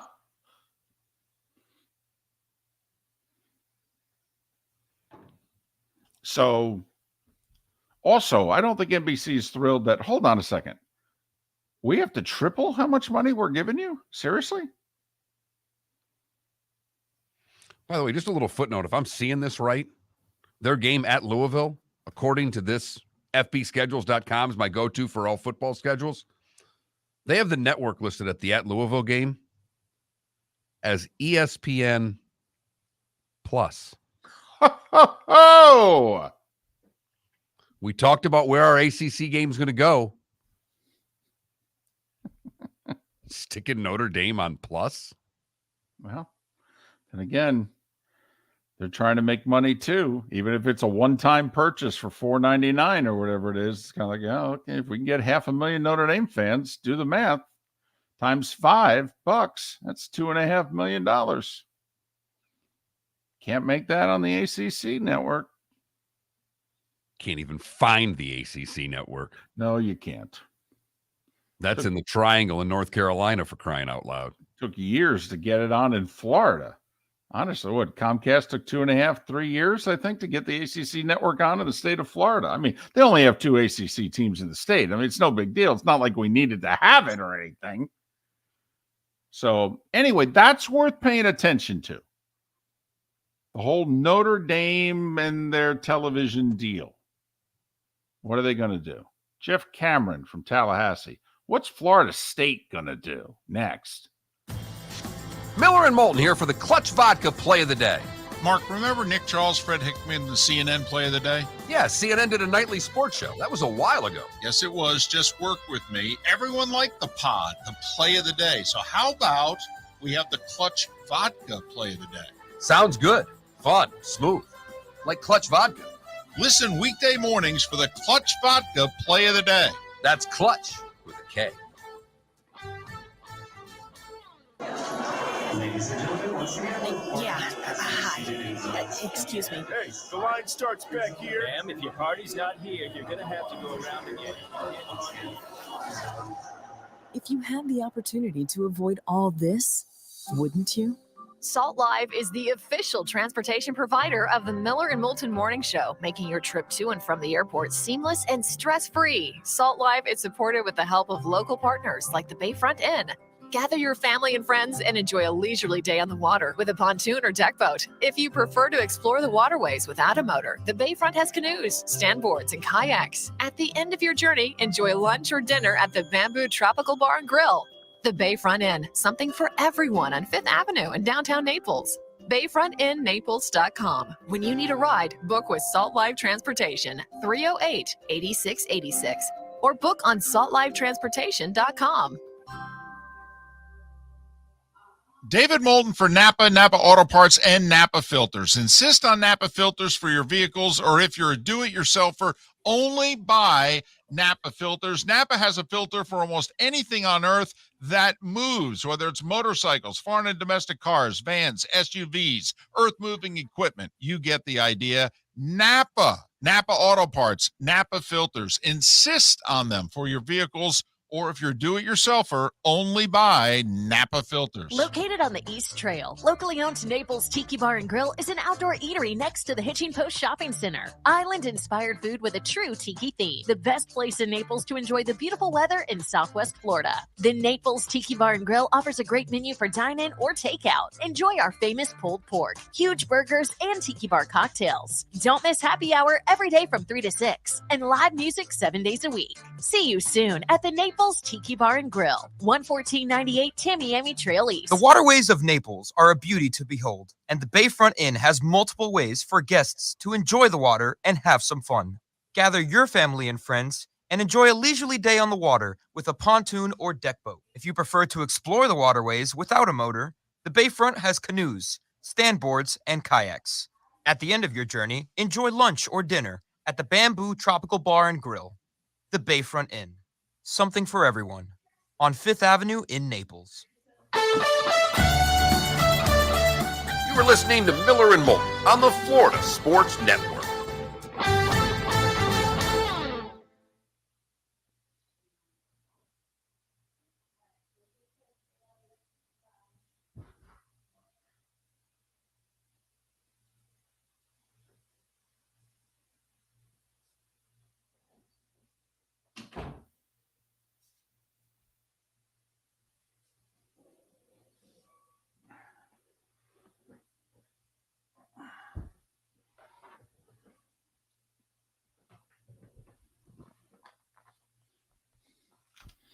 DC, I'm with you. It's not an awful schedule this year. But, how many times Notre Dame going to host Ohio State?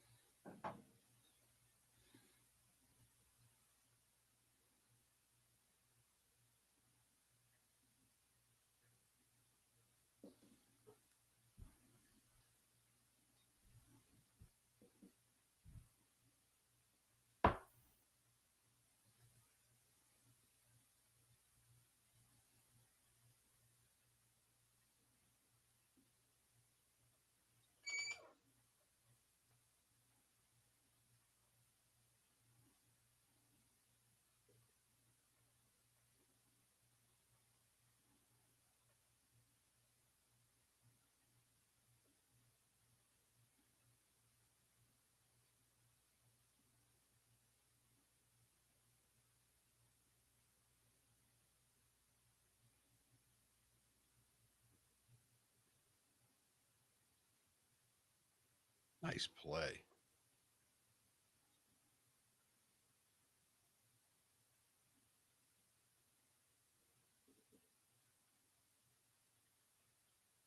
Oh, and one last little one for you, David. So at the last softball game, there was a little controversy with a runner safe out, and the parents were going nuts because she scored and probably shouldn't have. Our coach is a little competitive the way the thing went, but whatever.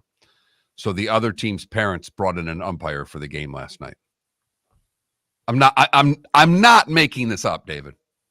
So they paid for the umpire, correct? He was a kid. I don't know what he did. He didn't call anything. I called one out at home. I didn't see him call anything, but the other coaches came up to us. The one mom who coaches the girls, the other team, she just walked up with her head down and went,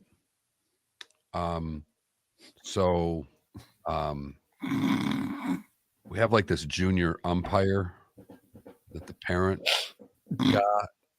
And she's just looking at me like, I got nothing here.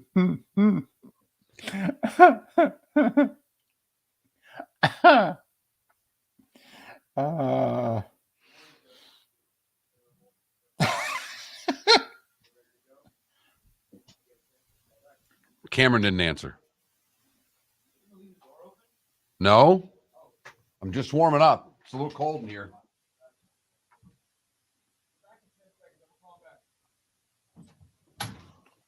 Yes or no? He did not answer. He's calling him back.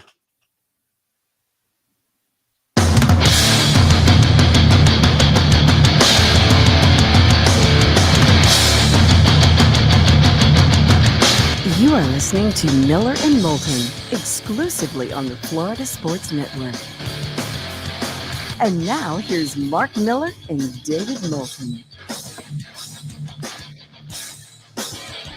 It is the third and final hour of Miller and Moulton along the network anyway. Lake City and surrounding areas, Tampa, St. Pete, Port Charlotte, and Venice. We're halfway home in the 239.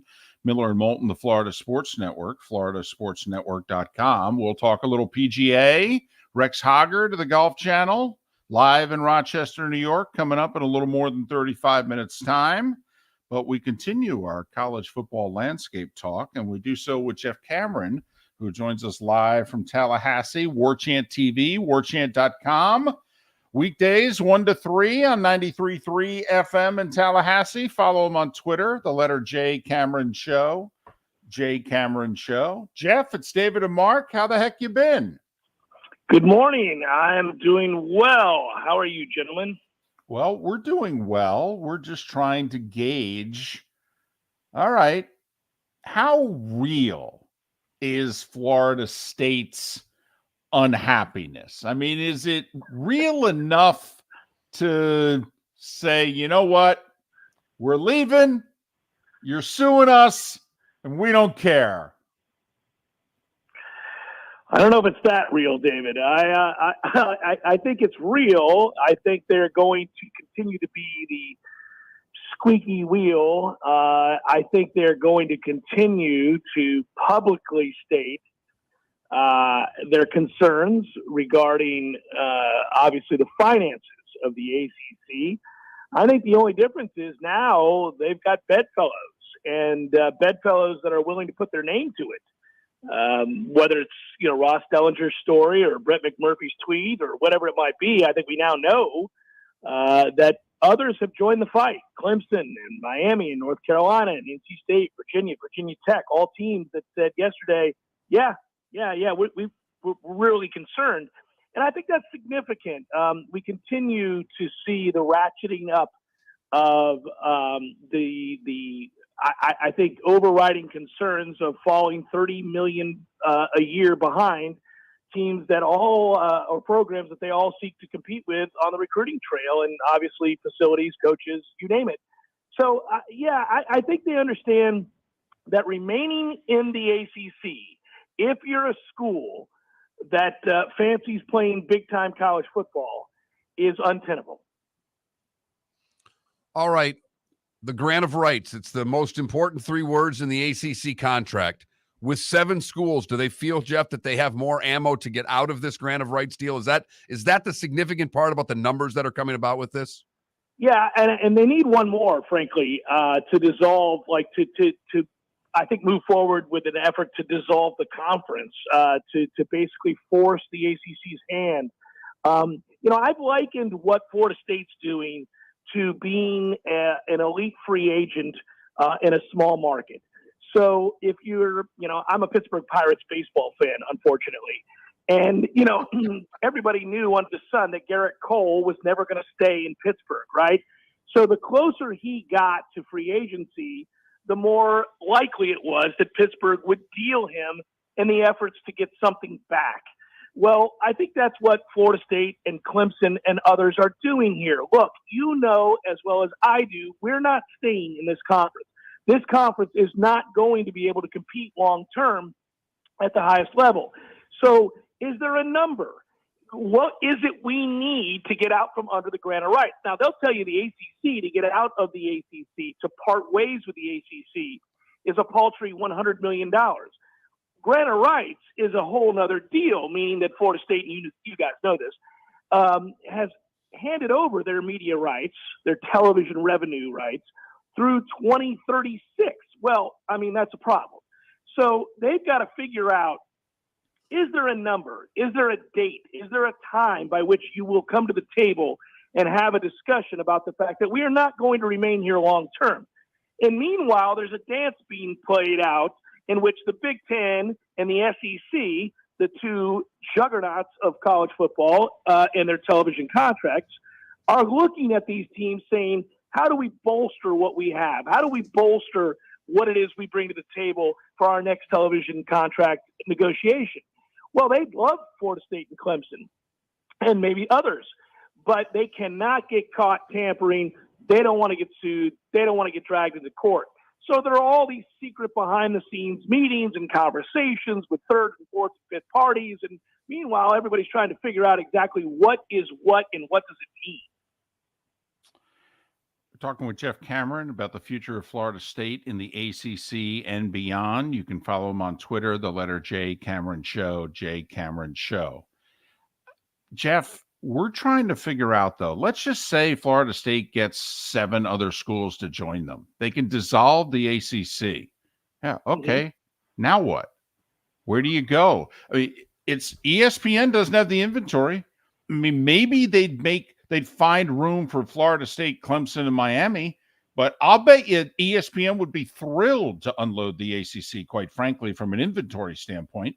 All right, where CBS, NBC, Fox, honestly, Jeff, it's one thing to say to the ACC, the clock's ticking, we're leaving. Where the hell are they going to go? And quite frankly, you're only making $31 million a year in the Big Ten. That's only a little bit more than what you're making in the ACC. I mean, where are they going to go? I'm under the impression, David, that they would go to the SEC. I think the SEC at this point, I mean, Florida State is basically an SEC school if you think about the way that they play football and their investment in football. I would be surprised if they went anywhere other than the SEC. Now, I think that's true of Clemson. I don't know about anybody else. North Carolina and Virginia sound like a fit to the Big Ten to me. What Miami does, I'm not sure. It is fascinating. I think in some ways, watching this play out is really interesting because I think everybody has a different landing spot. To give you an example, I think NC State or Virginia Tech or teams like that in this group of Magnificent Seven, quote unquote, that they're being called, I think they would go to the Big 12. I wouldn't be surprised if the Big 12 expanded in that way. I think what's good for a program like Florida State is more chaos, more noise in the system. You want everybody fretting over who lands where in an effort to see if you can get the Big Ten or the SEC to extend and expand further, not wanting one to top the other and deciding to make the moves that you already saw the Big Ten make, right? The Big Ten adding UCLA and USC, nobody would have thought that. Do they make a play for Oregon and Washington? And does the SEC counter by adding Florida State and Clemson? And that we just have a keep up with the Joneses sort of movement. I think all of this is good for Florida State, this idea that people don't want to get left out and that there are some assets still out there that would bolster future negotiations for those contracts with television rights, et cetera, for those conferences. I think that's what Florida State wants because, frankly, they may say they have a handle on the grant of rights, and they may say there's a way to challenge it. I'm not so sure that's true. I'd love to know what that is because the people that I've talked to that have surveyed the grant of rights and looked at it as closely as you possibly can and vetted that say that it's pretty close to airtight.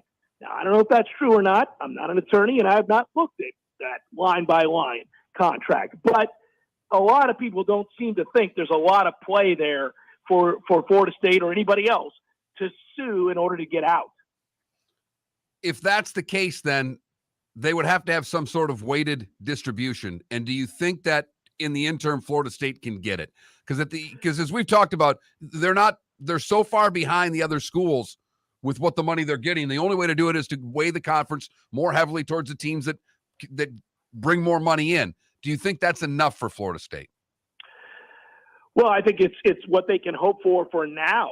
I think it would be enough to placate them. It's interesting to me if you convince the ACC and Jim Phillips, hey, this isn't going to work. We need more money. Okay, I'll convince the other schools in the conference to give up more money, given that the survival of the conference is at stake. I don't see them doing that. But let's just say he was able to somehow convince the Boston colleges and Wake Forest of the world that, hey, this conference is going to cease to exist real soon. We need to give Clemson and Florida State more money. Well, that's just more money they're giving them that they're going to in turn get back when Florida State takes that money and says we're leaving. I mean, and pays to leave. I find all of that fascinating. I don't think it's going to happen. I know that Jim Phillips and I know that Michael Alford, the athletic director of Florida State, They've spoken publicly about this. Michael Alford's quote, I believe, and I'm paraphrasing here, I've made it abundantly clear to the league that $30 million lacking in revenue is untenable and unacceptable, and we are not going to put up with it. Well, that's fine. You can say that. You can state your position, but I don't know what he can do about it. Just to clarify, if they stay in the conference, or no, if the conference stays together and Florida State were to leave, they have to abide by the whole land of rights and all that. But if they can dissolve the conference, they don't owe the ACC any money because there is no ACC, correct? Correct. Yeah, that's their effort. I think they're trying to get enough teams on board with them to say, peace, that's it. ACC's done. You know it. I know it. You're a dead man walking. You're just not aware of it. We're leaving. Yeah. All right. 20 seconds here. First time in 45 years, Florida State's not in the NCAA baseball tournament. Are people bent out of shape about that or no? Yeah, they are, but I think they understand. The program was headed down a pretty ugly path. They made a change. The coach came in July. Link Jarrett has won everywhere he's ever been, so I don't think they're questioning whether or not the guy can win. I mean, he has won everywhere. So I think what they realize is that this is a longer rebuild than they had hoped for, and yeah, that's what I think. All right. Jeff, thanks. Really appreciate it. All the best. Have a great summer. We'll talk again probably, when they're getting ready to play again. Yeah, fellas, I always enjoy it, man. Be well. Great show. Be good. Jeff Cameron, he has a great show, 1 to 3 weekdays, WarChant TV, warchant.com, and on 93.3 FM in Tallahassee. Follow him on Twitter, the letter J, Cameron Show. What a game of poker. What an unbelievable game of poker. Because there, as he said, there has to be backroom deals for everybody. Because if you're going to try to get 8 schools to up and leave, they've got to have somewhere to go, and they've got to be able to continue to get the same money, if not more money than they were getting. How many of those schools, if you're ESPN, Fox, and right now it's just ESPN or Fox between the SEC, Big 10, and Big 12, all right, how many of those schools are you willing to pay more money for? Miller and Moulton. David Moulton for Napa, Napa Auto Parts, and Napa Filters. Insist on Napa filters for your vehicles, or if you're a do-it-yourselfer, only buy Napa filters. Napa has a filter for almost anything on earth that moves, whether it's motorcycles, foreign and domestic cars, vans, SUVs, earth-moving equipment. You get the idea. Napa Auto Parts, Napa filters. Insist on them for your vehicles, or if you're a do-it-yourselfer, only buy Napa filters. Hello, friends and family of Southwest Florida. Are you looking to tap into the electric vehicle market? Well, look no further, because we here at Southwest Florida Golf Carts have just what you need. E-bikes, golf carts, LSVs, scooters, and more.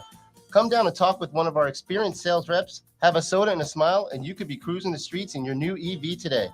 Stop by the store or visit our website at flgolfcarts.com and enter for a chance to win $100 off your next purchase by answering John's monthly sports question. Ladies and gentlemen, once again.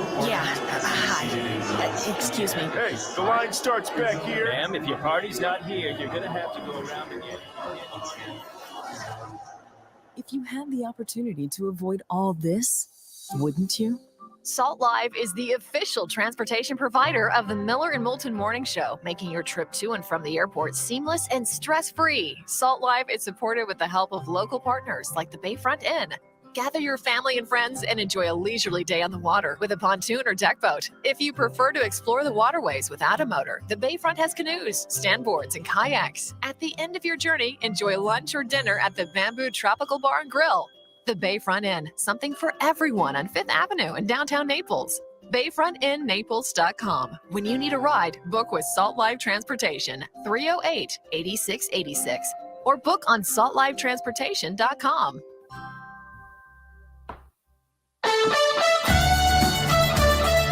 You are listening to Miller and Moulton on the Florida Sports Network.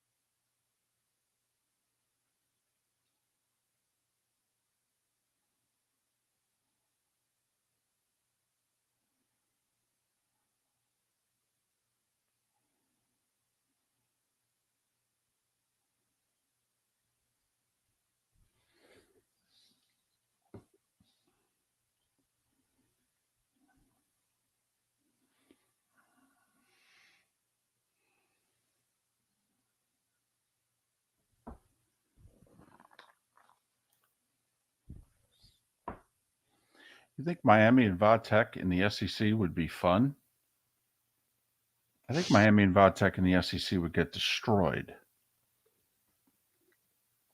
What I think's fascinating about this, and we can do this here, David, is that the SEC to me is only taking 2.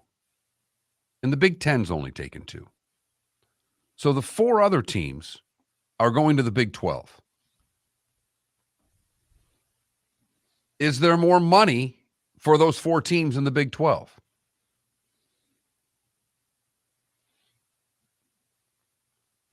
We'll do the math in the next segment.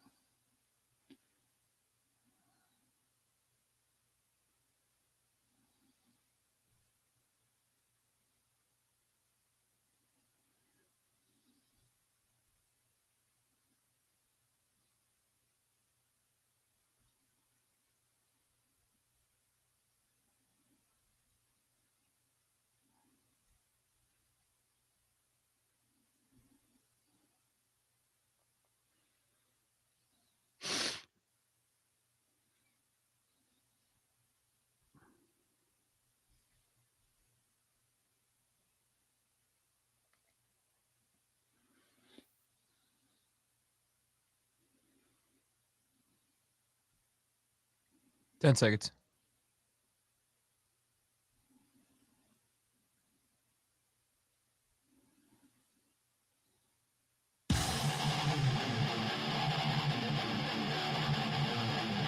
You're listening to Miller and Moulton, exclusively on the Florida Sports Network.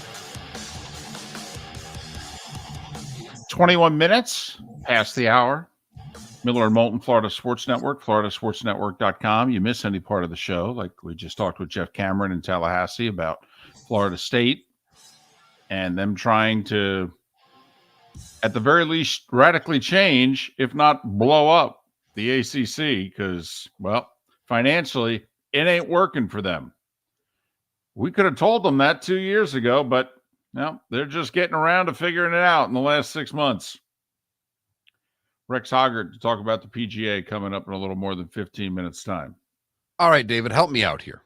Let's just say they find, they've got the Magnificent 7. Right. Florida State, Miami. Flash, by the way. Yeah. Yes, I agree. So the Magnificent 7 very quickly is Florida State, Miami, North Carolina, NC State, Virginia, Vatech, and then Clemson. So they need one more. Right. I think they could get Louisville to join them because I think Louisville would jump to the Big 12. I agree with that. That makes perfect sense. So let's just take Louisville as number 8. I don't think, and stop me at any point if you think I'm wrong, I don't think the SEC takes any more than 2 teams. Tops. Here's why. They have to get ESPN to fork over the money. Now, they've got, the money paid that ESPN, ABC pays for the games, but then also the money that's generated by the SEC network that they share with the SEC. But what the SEC schools are now expecting annually going forward in a year or so is $75 million annually. So figure out how much of that $75 million has to come directly from Bristol, and then how much of the other money that they revenue share off of the SEC network profits then has to be somehow sent to the 2 ACC schools that are now joining the conference. Because remember, none of the other 16 schools are going to accept a penny less. So for those of you that think 4 are going, I think you're crazy. I think it's 2. I think the same thing could be said for the Big Ten. 2. Same deal, by the way. 75 to 90 million a year. For example, CBS is paying around 350 for the 3:30 game beginning this year. Well, divided by 14, that's 25 million a school. And That's how what's the coming. hell are North Carolina and Virginia going to get more money for the Big Ten? Someone's got to explain that to me. Well, but also, Mark, I mean, this is where the Big Ten goes to CBS and says, hey, we need an extra 50 million a year. They're like, I'm sorry, for who? North Carolina, Virginia. Yeah, I don't think so. Nah, don't think so. They go to Fox. Remember, North Carolina, Virginia. Would you fork over 50 million a year? No. Right. And that's because remember, the 16 with USC and UCLA in a year, the 16 schools are expecting their 75 to 90 million. They ain't taking a penny less. You got to generate extra revenue to bring in new schools. And I didn't bring up Miami on purpose because the talk is Clemson and Florida State to the SEC, North Carolina and Virginia to the Big Ten.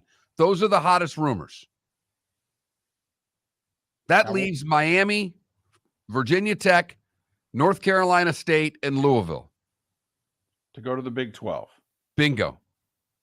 In which Miami and UCF now become travel partners because they're the two Florida teams in the conference. But also, who's forking over the extra money to add two teams to the SEC? ESPN. Who's forking over extra money to bring two teams to the Big Ten? Well, Fox is the major player. Now, they'll ask for more money from CBS and NBC, but they're definitely getting more money from Fox. Fox owns over half the Big Ten network. The Big Ten negotiated their new TV deal with Fox sitting next to them. There's a reason ESPN was shut out. Fox didn't want them. And once the other two networks agreed to pay the price, bye-bye ESPN. So you got ESPN forking over money to add two new schools to the SEC. You got Fox forking over new money to add at least two teams to the Big Ten. Guess the two networks that are combined for $31 million a year for the Big 12. Fox and ESPN. So now the Big 12 has to come up with $124 million more a year divided by 4 so that their 4 new members can make the $31 million that their other schools are making? Mark, you're running Fox and ESPN. Miami, NC State, Va-Tech, and Louisville worth $124 million a year divided by 2? No, but I mean, Miami's worth $31 million to me. Okay, but you remember, I agree with you. I agree with you. If I'm ESPN and Fox, I'll chip in the money for Miami. Wait, I'm sorry. You guys want us to split $90 million for the other 3 schools? You better go find. ESPN would save a little bit of money by not paying the ACC, and the ACC network would go away, so there would be some money that ESPN would have. But as we've talked about on the show now for a couple of years, ESPN will have an inventory problem no matter what happens. The ACC could go away and ESPN has an inventory problem. Remember, they own everything with the SEC. Everything. And they still have a deal with the Big 12. And remember, what does ESPN have? They have ESPN Plus. So for the Big 12 to go to ESPN and Fox and say, hey, we want to introduce a streaming thing, ESPN's going to go, yeah, we got a streaming thing. It's called Plus. We ain't let you bring in a streaming partner. Well, then you need to fork over more money. No, I don't think so, actually. Look at the contract. So while all of this chaos is fun to talk about, there is a point where David and I have been bringing this up for a while, is that the networks are going to run out of money to pay these schools to keep opening up their coffers and say, well, the Big Ten added 2. That means we've got to come up with $150 million. It's not going to work that way. Now, maybe, just maybe, business-wise, dollars and cents-wise, it doesn't make sense. But maybe, Mark, And I don't know if you ever negotiated a deal like this with the professional teams that you worked for, but dollars and cents, I may not be able to make every dollar back. However, if we do this, you know how much stronger my conference is going to be? Like, do you sell your media partners on, hey, there's only so much room left at the table, and we're guaranteeing our spot. The strength of the Big Ten and the SEC and the Big 12 going forward at the expense of the ACC and the Pac-12. Perhaps. I'm still trying to figure out what these teams add to the conferences. And it's not a knock on Florida State or Clemson. Does the SEC really need them? I don't think so. The Big Ten getting USC and UCLA, I get it. Beyond that, I don't get much else for the Big Ten, David. Well, I thought they were only going to try to go to 20 if they could get Notre Dame. If I'm running the Big Ten, I know, everybody's pushing Washington and Oregon. I'm like, I'll bring them in if we're adding Notre Dame and somebody else. I'll do that to get to 20, but I ain't adding them just to get to 18. I don't need them. Sorry.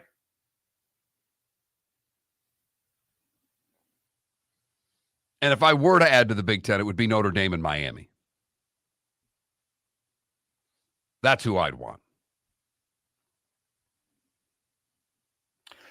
By the way, in our scenario and all this shell game, where would that leave Pitt, Syracuse, BC, Wake, Duke, and Georgia Tech? The AC. Rex Hoggard to talk PGA Championship. He's coming up next right here. Miller and Moulton, thanks so much for listening on the Florida Sports Network. David Moulton for Napa Auto Parts, and Napa Filters. Insist on Napa filters for your vehicles, or if you're a do-it-yourselfer, only buy Napa filters. Napa has a filter for almost anything on earth that moves, whether it's motorcycles, foreign and domestic cars, vans, SUVs, earth-moving equipment. You get the idea. Napa Auto Parts, Napa filters. Insist on them for your vehicles, or if you're a do-it-yourselfer, only buy Napa filters. Hello, friends and family of Southwest Florida. Are you looking to tap into the electric vehicle market? Well, look no further, because we here at Southwest Florida Golf Carts have just what you need. E-bikes, golf carts, LSVs, scooters, and more. Come down and talk with one of our experienced sales reps, have a soda and a smile, and you could be cruising the streets in your new EV today. Stop by the store or visit our website at flgolfcarts.com and enter for a chance to win $100 off your next purchase by answering John's monthly sports question. Ladies and gentlemen, once again. Hi. Excuse me. Hey, the line starts back here. Ma'am, if your party's not here, you're going to have to go around again. If you had the opportunity to avoid all this, wouldn't you? Salt Live is the official transportation provider of the Miller and Moulton Morning Show, making your trip to and from the airport seamless and stress-free. Salt Live is supported with the help of local partners like the Bayfront Inn. Gather your family and friends and enjoy a leisurely day on the water with a pontoon or deck boat. If you prefer to explore the waterways without a motor, the Bayfront has canoes, standboards, and kayaks. At the end of your journey, enjoy lunch or dinner at the Bamboo Tropical Bar and Grill. The Bayfront Inn, something for everyone on 5th Avenue in downtown Naples. BayfrontInNaples.com. When you need a ride, book with Salt Live Transportation, 308-8686, or book on saltlivetransportation.com.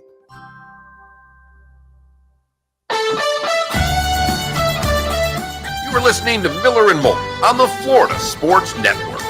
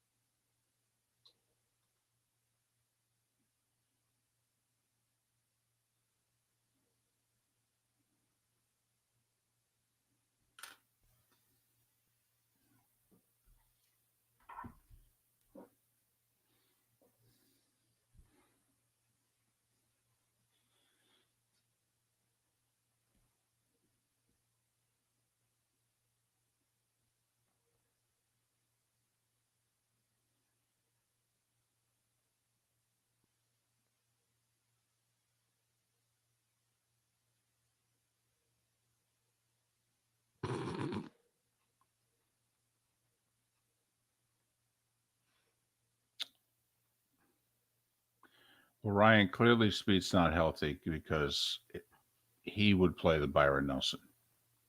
It's in Dallas. That's where he lives. He's very loyal to the Texas tournaments. So the fact he didn't play last week was a bad sign. But I know Hoggard did a podcast on it a few days ago, so we'll ask him.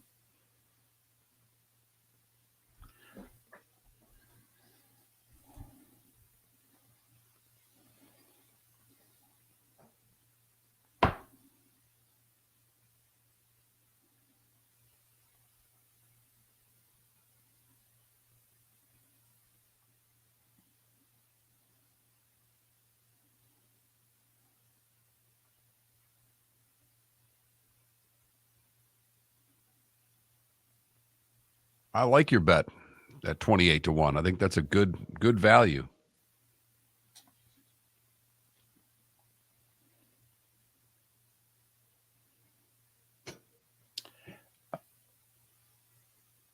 What are the odds on Cam Young?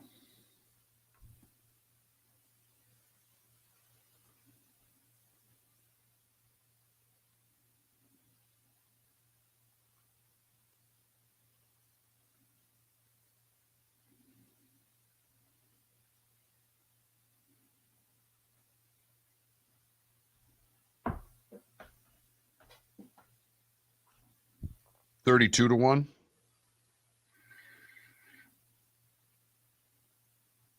Rex didn't answer. I'm calling him back, leaving him a voicemail.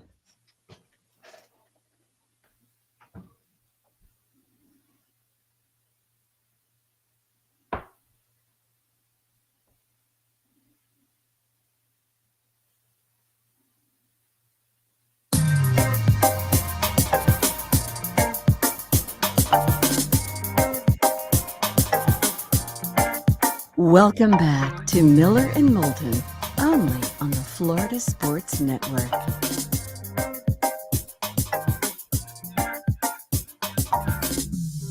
"22 minutes before the hour, Miller and Moulton, Florida Sports Network, floridasportsnetwork.com.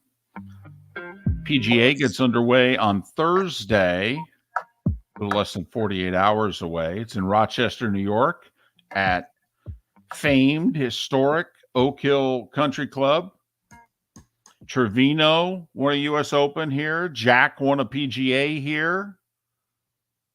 It was home to the 95 Ryder Cup. It's hosted a couple of PGAs this century. Sean McKeel, 20 years ago. Jason Duffner, 10 years ago. Your two winners.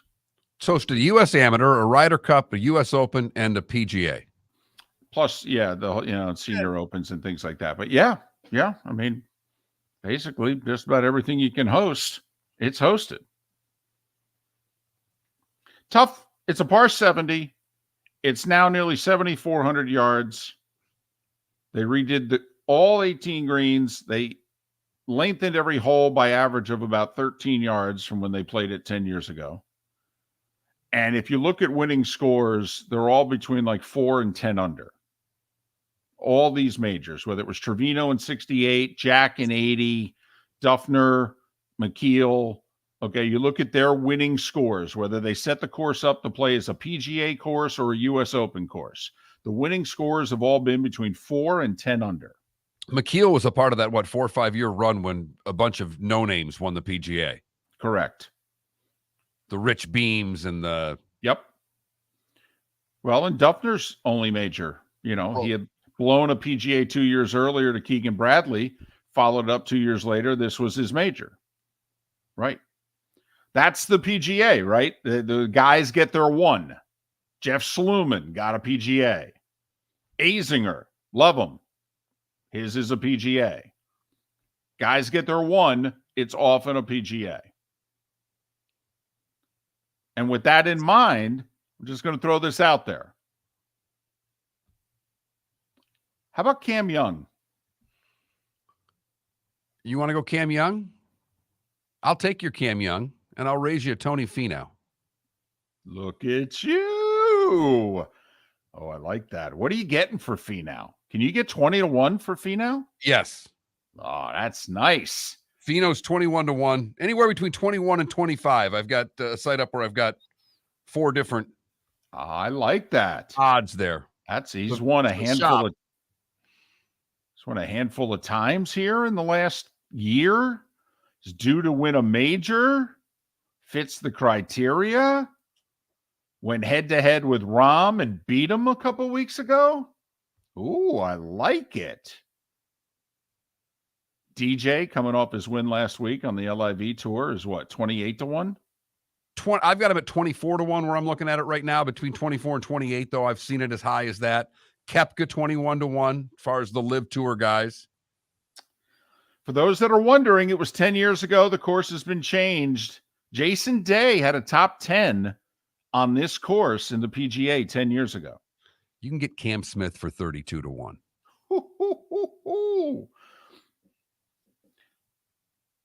He's under the category. He's the best guy not to have won a tournament yet, right? I mean, we would forget win a major. We're just talking. He's probably the best guy on tour who's yet to win, right? He leapfrogged Zalatoris. You know, he's the guy kind of like Duval. I mean, he's finished second, 6, 7 times. Duval finished second like 8, 9 times before he finally won. And then when he did win, he rattled off 10 of them in like a year and a half. You know, Victor Hovland's rolling around there at 30+1. By the way, some people are actually betting on Ricky Fowler. I think that's a little crazy, but he has played his way into the top 50 in the world. Now, granted, that's because there's 20 guys in the LIV Tour who should be in the top 50, but still. Ricky owes his career, by the way, to the LIV Tour. He would have lost his card. Right? What was he, 124, 125? And that was because all of the LIV guys got taken off the money list. So he kept his status. And then he's worked on his game pretty hard. So anyway, so you got the PGA that's getting underway in basically 48 hours, a little less. Miller and Moulton.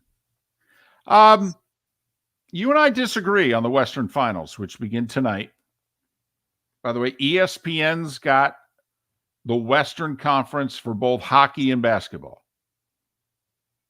Unless it will change next week, but it won't change in basketball, but I don't even think it's going to change in hockey either. TNT's got the East. ESPN's got the West. Which in basketball means they got the Lakers. Lakers Nuggets game 1 tonight. Denver's unbeaten at home. The Lakers have won both game 1s on the road so far in the playoffs. Well, then this is the series. This is it. If the Lakers are going to win, they've got to get game 1. All right. If you've been with this show for a while, we did an interview with the late Tommy Morrison, I don't know, 12 plus years ago, in which we were talking to him and he was getting ready for a fight. And he gave us a quote about, it's all about the altitude. It's how you handle the altitude. And we kind of, clipped it, and we would use that. Anytime we talked about the Broncos or the Nuggets or the Rockies or anything having to do with the Mountain Time Zone, then all of a sudden our producer would just hit the button and you'd hear the Tommy Morrison drop. It's all about the altitude. Don't laugh. The Phoenix Suns actually talked about, man, it's tough to play here. Getting used to, especially Durant and Booker playing 40+ minutes. They're like, it's a lot harder to play 40+ minutes here than it is in Phoenix. And I'm just throwing this out there, especially for the old guy. He shows up pretty much every night. Now, sometimes, like game 6, he looks like 30-year-old LeBron. But most times he's got a gear now. You think he can deliver the way he's delivered so far in the playoffs consistently in Denver? David, does he have to? He's got to do it once. And then they have to hold serve. Yeah, they do. I just don't know. And Felipe, you follow this closer. How do they defend Jokic? How do you, because I don't know if AD has the ability to move out all over with him. I mean, you can't. He's unguardable, really. He does it all. He can shoot. He can pass. He can play in the post. He runs the floor when he feels like it, even though he looks like a cow. But that is going to be a factor. LeBron has never played a playoff series in Denver. I'm not going to try to pretend to, be a basketball savant here. But from listening to the people who do basketball for a living, they say right now, Mark, we grew up with Stockton and Malone. That was the toughest thing to defend. All the different ways they could run the two-man game in the pick and roll. That was the toughest thing to defend in the NBA for a long time. Apparently now, the toughest thing to defend in the NBA is when Jokic does the handoff. How are you going to guard that? You can't leave him. You can't switch off to the guy you think he's handing it to. He'll drive right to the basket and score. You can't front him. He'll drive by you. You lay off him, then basically he gets to hand it off to the guy. And then if you guard him when he's driving to the basket, that guy flips it back to Jokic, and Jokic hits a 6-footer. Apparently, it's the toughest thing to defend in the league right now, is the handoff that Jokic does in and around the foul line. Don't you think if you're Denver, whoever LeBron is guarding, that's who you run the handoff play with? Because AD will be on Jokic, and you just run LeBron into the ground. Well, also, he does the fake handoff as well. Right, exactly. Fakes it and then drives by or shoots. But what's that player doing? That player's still, to David's point, right. If he's faking that handoff, what's that player doing? He's continuing on past the handoff, and you have to defend. Right. Which is why I think, and it's tricky to do in the NBA, because every team's got shooters, some better than others. But don't you think that the Lakers are going to play a lot of zone? Because if a Yahoo like me can think that, what do you think Darvin Ham and his staff is thinking? And he's basically going to say to the Nuggets, hit your threes.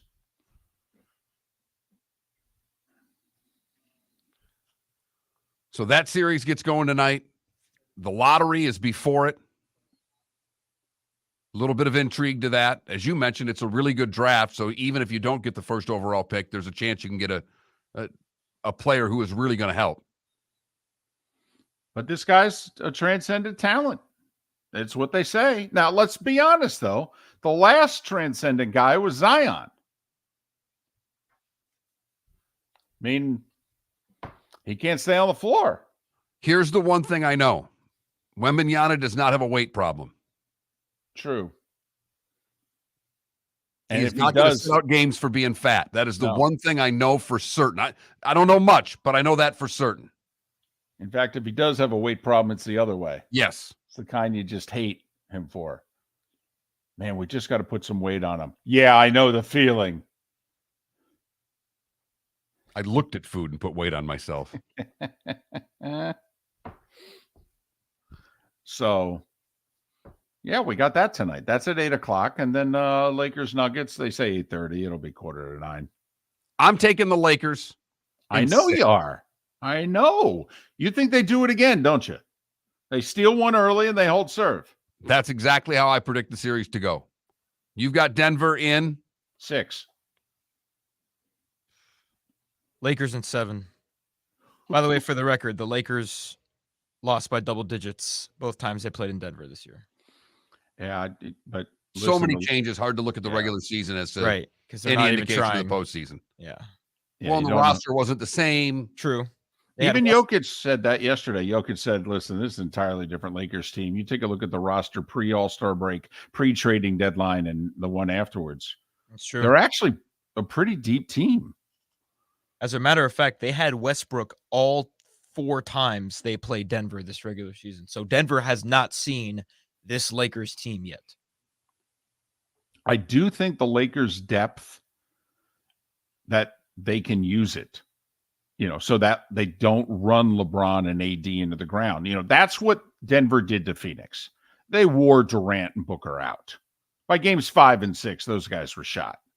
Take a look at their shooting performances, particularly in Game 6. The legs were gone. And the Lakers have to continue to drive the basketball and get to the line. It's what they do really well. That also slows games down. So, should be fun. Should be fun. You imagine LeBron James at 38 takes a team to the finals? A team that started the year 2-10? For all the LeBron haters, this would be a problem for the LeBron haters. This really would. I mean, hell, it's already been a problem. The fact that he just beat the defending champions. Whatever. Yeah, nice little run. Whatever. Oh, come on. Really? No, come on. Hold on. He's been to 10 finals. I mean, honestly, getting to this point of the playoffs for LeBron, that's a normal season. He did 38. He takes a team that was in the play-in to the finals. Even the haters got to go, damn. Well, how about those bubble haters? You're the only one that still lives in the bubble. I mean, those 4 teams that we have in the conference finals still have the same core. Adebayo, Jimmy, Brown, Tatum, Jokic, Murray, AD, LeBron. It is true. It is true. Lakers and Heat won in the bubble. I think Boston's a lot better. But here, and we know we've got tomorrow to break down Heat and Celtics, but this is how I heard it broke down yesterday. Guy asked the question, these two teams played in the conference finals last year. Is Boston the same, better, or worse than they were a year ago? Most people believe better because they're deeper. The Heat, same, better, or worse than they were a year ago? Worse because of the injuries. And the Celtics won in 7 last year. Therefore, how do you think the series is going to go this year? I don't want to be too realistic because I don't want you guys to think that I'm abandoning the Heat, but I think they're in trouble. I'll tell you what, though. I love them in Game 1. I'm getting 8 now. Getting the Heat in 8. Give me Jimmy Butler in 8. I'll take it against the 86 Celtics. Miller and Moulton. Have a great rest of your day. Bonus hours next. Ladies and gentlemen, once again. Hi. Excuse me. Hey, the line starts back here. Ma'am, if your party's not here, you're going to have to go around again. If you had the opportunity to avoid all this, wouldn't you? Salt Live is the official transportation provider of the Miller and Moulton Morning Show, making your trip to and from the airport seamless and stress-free. Salt Live is supported with the help of local partners like the Bayfront Inn. Gather your family and friends and enjoy a leisurely day on the water with a pontoon or deck boat. If you prefer to explore the waterways without a motor, the Bayfront has canoes, standboards, and kayaks. At the end of your journey, enjoy lunch or dinner at the Bamboo Tropical Bar and Grill. The Bayfront Inn, something for everyone on 5th Avenue in downtown Naples. BayfrontInNaples.com. When you need a ride, book with Salt Live Transportation, 308-8686, or book on saltlivetransportation.com. Located on the East Trail, locally owned Naples Tiki Bar and Grill is an outdoor eatery next to the Hitching Post Shopping Center. Island-inspired food with a true tiki theme. The best place in Naples to enjoy the beautiful weather in Southwest Florida. The Naples Tiki Bar and Grill offers a great menu for dine-in or takeout. Enjoy our famous pulled pork, huge burgers, and tiki bar cocktails. Don't miss happy hour every day from 3 to 6, and live music 7 days a week. See you soon at the Naples Tiki Bar and Grill, 11498 Tamiami Trail East. Miller and Moulton here for the Clutch Vodka Play of the Day. Mark, remember Nick Charles, Fred Hickman, the CNN Play of the Day? Yeah, CNN did a nightly sports show. That was a while ago. Yes, it was. Just work with me. Everyone liked the pod, the Play of the Day. So how about we have the Clutch Vodka Play of the Day? Sounds good. Fun. Smooth. Like Clutch Vodka. Listen weekday mornings for the Clutch Vodka Play of the Day. That's Clutch with a K. Hello, friends and family of Southwest Florida. Are you looking to tap into the electric vehicle market? Well, look no further because we here at Southwest Florida Golf Carts have just what you need. E-bikes, golf carts, LSVs, scooters, and more. Come down and talk with one of our experienced sales reps, have a soda and a smile, and you could be cruising the streets in your new EV today. Stop by the store or visit our website at flgolfcarts.com and enter for a chance to win $100 off your next purchase by answering John's monthly sports question. David Moulton for Napa, Napa Auto Parts, and Napa Filters. Insist on Napa filters for your vehicles, or if you're a do-it-yourselfer, only buy Napa filters. Napa has a filter for almost anything on earth that moves, whether it's motorcycles, foreign and domestic cars, vans, SUVs, earth-moving equipment. You get the idea. Napa Auto Parts, Napa filters. Insist on them for your vehicles, or if you're a do-it-yourselfer, only buy Napa filters. You are listening to Miller and Moulton on the Florida Sports Network.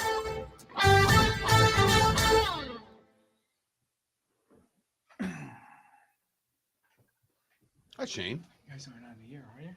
We're in commercial. How are you? Good, man. How you doing? Great show yesterday. Oh, thanks. Thanks. show. It's just so cold in here. I opened the door between I'm sure. breaks. I texted David. I said, I'm driving my kid now, daughter, to school for the last of the year till June 6th. So I'll be playing program director. Nice. On the way in. Nice. I listen every morning anyway. I just don't have a long ride. So. But I thought yesterday was great. You guys had a lot of energy. And today was good too. Anytime we did, David Samson's great.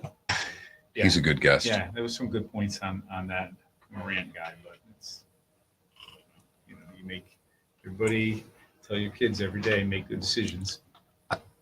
It's just not a good decision. Right. Real quick, do you want me to get Rex here? No. No? I don't think. David?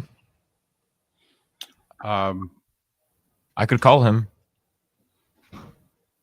Mark's call. What do you want? It doesn't matter to me, David. I'm completely frozen right now here too, so I'm really enjoying this.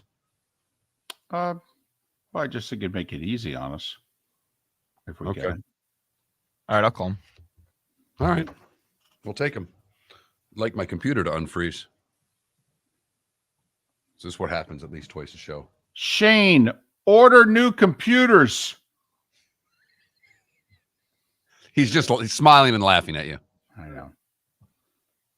On that right now, you guys, if you guys are next time Tig comes in, I'll tell him this studio should get new ones. There we go. Now we're back.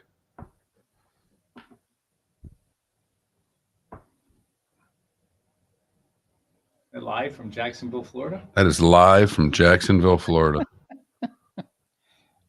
You are looking live At David's bedroom. at an ugly wall with popcorn ceilings. Unbelievable. Where your life is taking you to Jacksonville, Florida. Mm-hmm. Happy, joy. You guys get when you back on now. Coming back.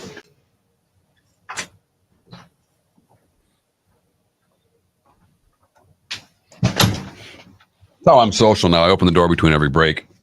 Just try to keep this at least 70, 65. Probably somewhere. It's chilly. I mean,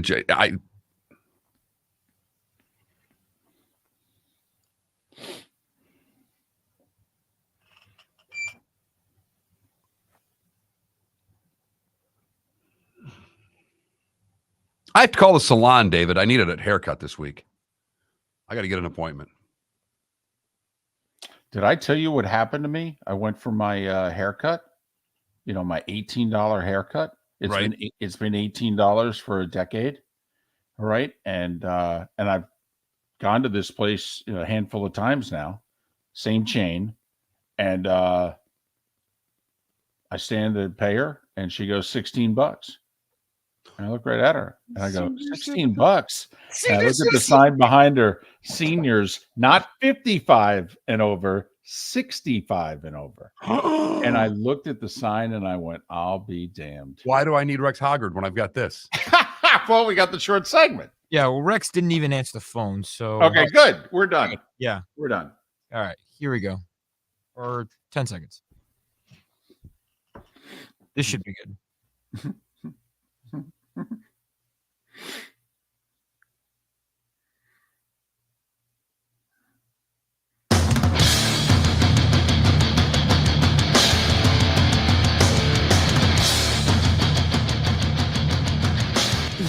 listening to Miller and Moulton, exclusively on the Florida Sports Network.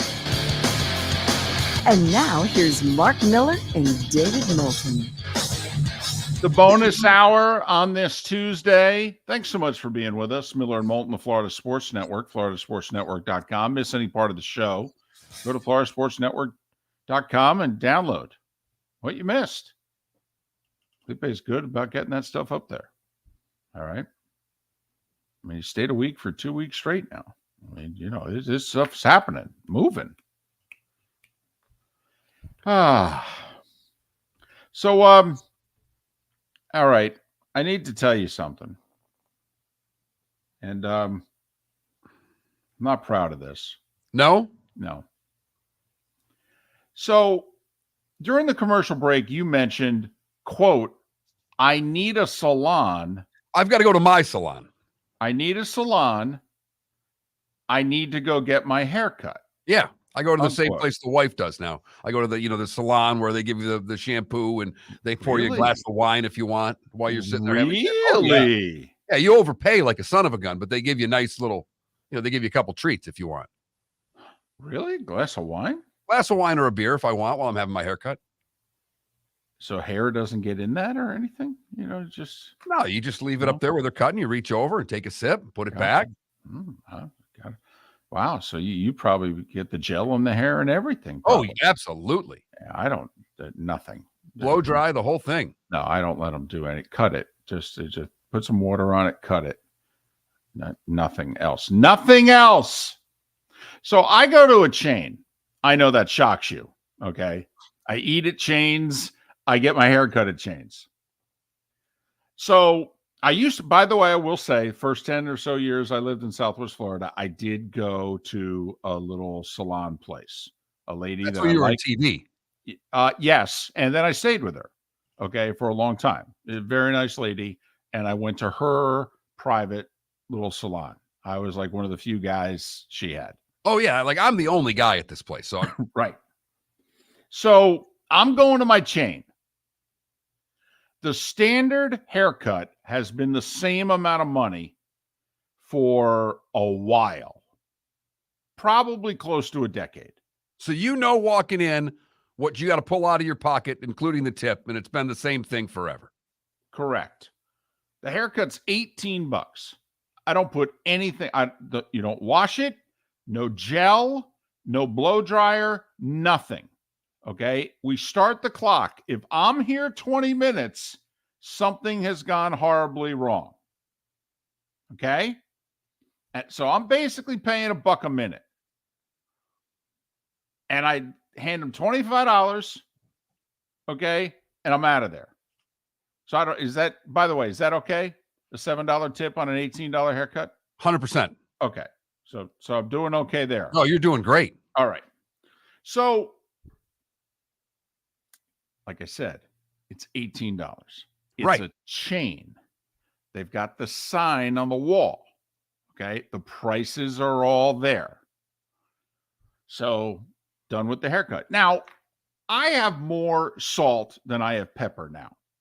There's no doubt about that. And when the 3-4 weeks go by and I need to get my hair cut, the salt is dominating the head. So when I walk in, I look as old as I can look when I'm getting my hair cut. I get my hair cut, I look 5-7 years younger because you can actually see on the top of my head and the sides, you see pepper again. It's like, oh, wow. There's some dark hair there. Paying for my haircut. By the way, 13 minutes. It was awesome. Great job. Thank you very much. And she didn't talk. Don't talk to me. Leave me alone. Okay, honestly. All right. I'm sure you're a very nice person. I hope things are going well with you. Leave me alone. Don't talk to me. It just come on. We don't have to have a relationship. You're cutting my hair. Honestly. So 13 minutes. Boom. Good. Walk to the counter. $16. Ooh, it got cheaper? That's what I went. I looked. Did you have a coupon? I'm not a coupon guy. Never was. All right. don't even like to go shopping with someone who is. Okay, I frown upon it. I'm like, how about you save that for yourself? Okay, I'm with you. We can put those away. So $16. And that's what I thought. I go, is there a special? Is it a day of the week?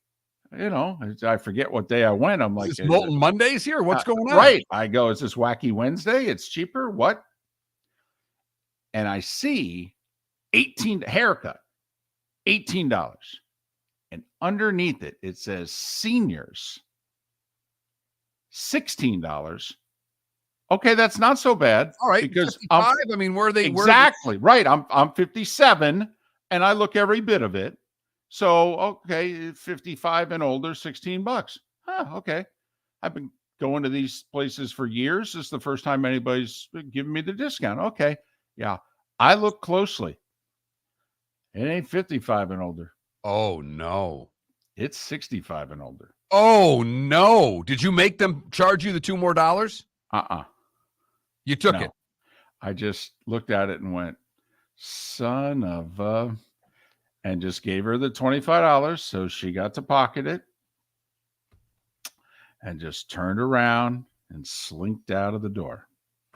All right. I know it hurt. What drive-through did you drive immediately through? There's a McDonald's 800 feet away. Oh, man. That might have been 2 double cheeseburgers right there. That was damn right it was. You're damn right it was. 2 of them. Bang. Bang. Man. I'll show you over 65. Watch me take down these 2 double cheeseburgers. Yeah.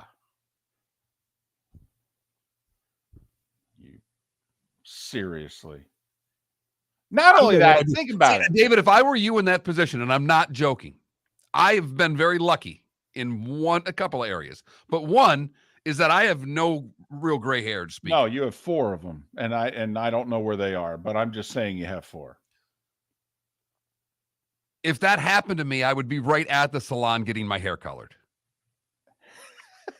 No, well, I'm not even messing around. My hair would have been dark by the end of the day. Well, that's the other thing. I would like to just slightly, like what's that the thing that you used to run in your hair? Okay, where you don't want to make it look like you're dyeing your hair. Grecian formula, right? That's what I would like to do. And my wife, for whatever reason, my wife wants to be married to white-haired guy. So wait a minute, your wife is standing between you and coloring your hair? Correct. And so I came home and told her the story and go, something may have to be done now. I'm just letting you know. And she kind of gave me the look like, well, that may not be good for you. And I'm like, yeah, I don't know what to tell you. I just got charged the $16 haircut. Okay. Now, I hate to break this to you because when you start coloring your hair, it's not cheap. Unless, of course, you go with the Grecian formula, in which your hair looks like it was colored out of a bottle. Excuse me. Apparently now I'm getting the senior rate. So how expensive can it be? You really don't want to know. I probably don't. I probably don't. So, yeah. But you're going to have to throw it at your wife next time. Does she get her hair colored? Oh, of course she does. Oh, so right. What's good for the goose? Right. Oh, yeah. She just got it the other day. $8,000 it cost. Yes. It was unbelievable. Right. It's like, wow. Oh, did you get a new car? No, I just got my hair colored. I was going to say, I hope there's like an Airbnb for a month that comes with this. Damn. Where are we going on vacation? Please tell me there's a timeshare that we got ripped off on that I'm paying this amount of money for. Right. 65 and over. I'm 57. Also, I mean, let's be brutally honest. There are certain states in which I'd understand it. I live in Florida. You know what the median age is in Florida? 94. Okay.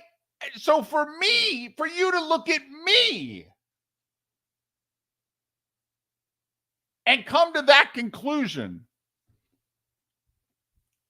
Mark, I was disconsolate. I pounding those 2 double cheeseburgers, sitting in the McDonald's parking lot, and just shaking my head going, how old must you look in Florida if they charge you for the 65 and older rate? Let me just ask you, have you ever gotten the 65 and over discount at a fast food place? I've never, that is the very first time in my life I have ever gotten a senior discount. I haven't gotten the 55 and older discount anywhere. She hit me with the 65 and older discount. And I let her keep the discount. Because it was either that or stab her in the neck. I thought it'd be better for all involved if I just... I think so. I think you handled it very well. After you walked out, how you handled it is exactly how I expect. Listen, I nearly got back in line and ordered more. Because think about, I don't think it took a minute and a half to eat those 2 double cheeseburgers. You know how like you're chomping when you're watching sports and you're all excited? Yeah. That may not be a you thing, but it is a Miller and Moulton thing. We both eat. David, I can fall asleep during a game. Like if I doze off, I can wake up and the first thing I do is walk to the refrigerator. Right. Because it's been 20 minutes and I'm hungry again. Right. Time to eat. Where are those cashews at? Yeah. Oh, man. 65, huh? Apparently, there's a woman in Florida that thinks I look at least 65 years of age. Was she the one that cut your hair too? Yep. Should have talked to her a little bit more. She'd have known you were younger. I don't know. Every time I open my mouth on this show, Felipe thinks I get older by the sentence. Not only that, I mean, she was not young. So, man. So anyway, I'm having a discussion with myself and the wife. I may have to, either I got to change where I get my hair cut, or if I walk into that place and I see her, I go, nah, I can't get my hair cut today. Because the other two people that were there have cut my hair. They didn't give me the senior rate. Might need to get that just for men. Put a little more pepper in there. Unbelievable. There's not a lot of pepper left. It's a lot of salt. That's why There's you got a lot of salt. There's a lot of salt. But you get your hair cut, okay? There's enough pepper to not charge $16. David Moulton for Napa, Napa Auto Parts, and Napa Filters. Insist on Napa filters for your vehicles, or if you're a do-it-yourselfer, only buy Napa filters. Napa has a filter for almost anything on earth that moves, whether it's motorcycles, foreign and domestic cars, vans, SUVs, earth-moving equipment. You get the idea. Napa Auto Parts, Napa filters. Insist on them for your vehicles, or if you're a do-it-yourselfer, only buy Napa filters. Hello, friends and family of Southwest Florida. Are you looking to tap into the electric vehicle market? Well, look no further, because we here at Southwest Florida Golf Carts have just what you need. E-bikes, golf carts, LSVs, scooters, and more. Come down and talk with one of our experienced sales reps, have a soda and a smile, and you could be cruising the streets in your new EV today. Stop by the store or visit our website at flgolfcarts.com and enter for a chance to win $100 off your next purchase by answering John's monthly sports question.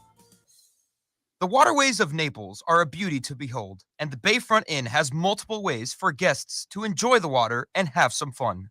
Gather your family and friends and enjoy a leisurely day on the water with a pontoon or deck boat. If you prefer to explore the waterways without a motor, the Bayfront has canoes, standboards, and kayaks. At the end of your journey, enjoy lunch or dinner at the Bamboo Tropical Bar and Grill. The Bayfront Inn. Something for everyone. On 5th Avenue in Naples. Located on the East Trail, locally owned Naples Tiki Bar and Grill is an outdoor eatery next to the Hitching Post Shopping Center. Island-inspired food with a true tiki theme. The best place in Naples to enjoy the beautiful weather in Southwest Florida. The Naples Tiki Bar and Grill offers a great menu for dine-in or takeout. Enjoy our famous pulled pork, huge burgers, and tiki bar cocktails. Don't miss happy hour every day from 3 to 6 and live music 7 days a week. See you soon at the Naples Tiki Bar and Grill, 11498 Tamiami Trail. You were listening to Miller and Moulton on the Florida Sport.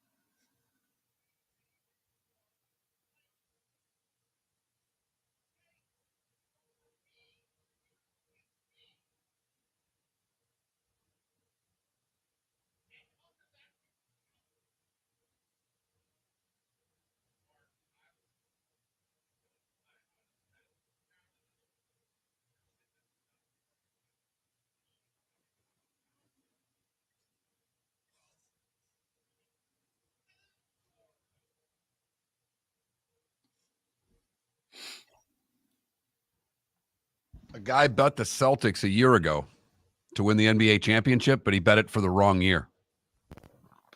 Did he bet it for this year? He bet it for this year. Wow. Who did? Some guy made a bet on the Celtics to win the championship last year, but he made it for the wrong. He said so he actually made the bet for this year a year early. And his ticket's still good, obviously. He didn't get great odds, though. I think the Celtics were like... No, it's 1,000 to win 7,500. It was 7.5 to 1. Nothing great, but...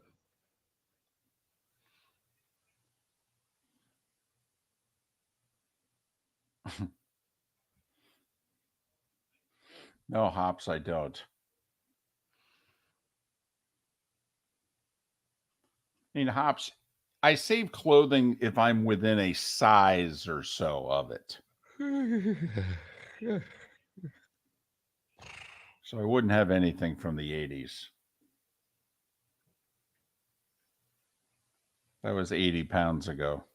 I have my Miami Hurricanes sweatshirt, I believe, is from 89. Maybe 90.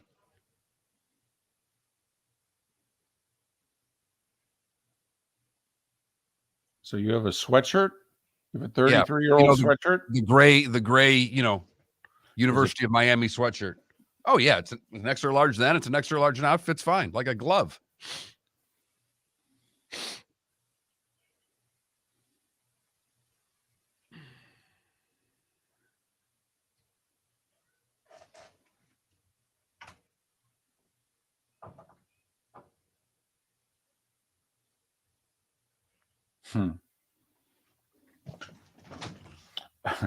O'Toole's.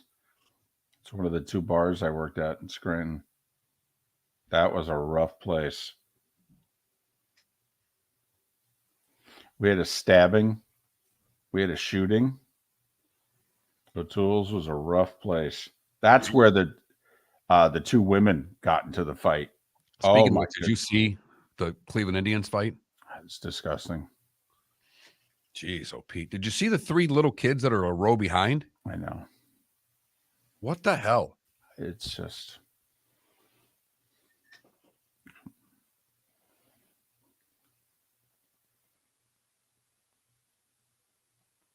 Well, and I think what we could, to add to this, I think we should add guns. I think that would help. No, they didn't. No, O'Toole's was open. I worked at O'Toole's to 90. And I worked at the wine cellar. Now, the wine cellar got closed down. No, I was a bartender.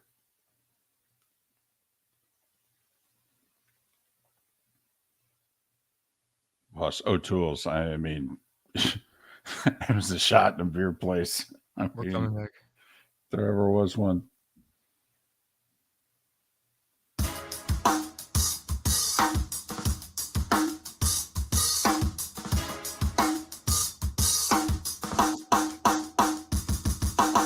Welcome back to Miller and Moulton, only on the Florida Sports Network.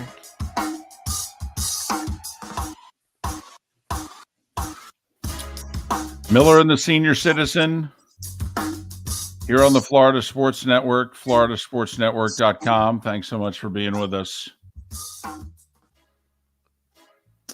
1-888 AARP old. That's our number.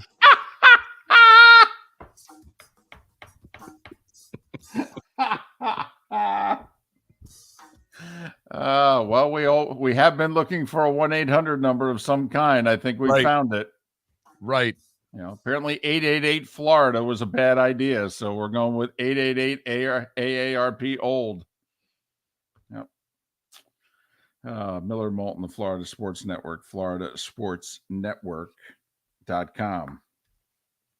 Kicked around quite a bit today. Talked a little PGA, talked a little NBA, a little NHL last night with the Kraken and Dallas Stars getting their series done. Dallas moves on to take on Vegas in the Western Conference Finals. Carolina Hurricanes will take on the Florida Panthers in the Eastern Conference Finals. NFL playoff games getting moved to Peacock.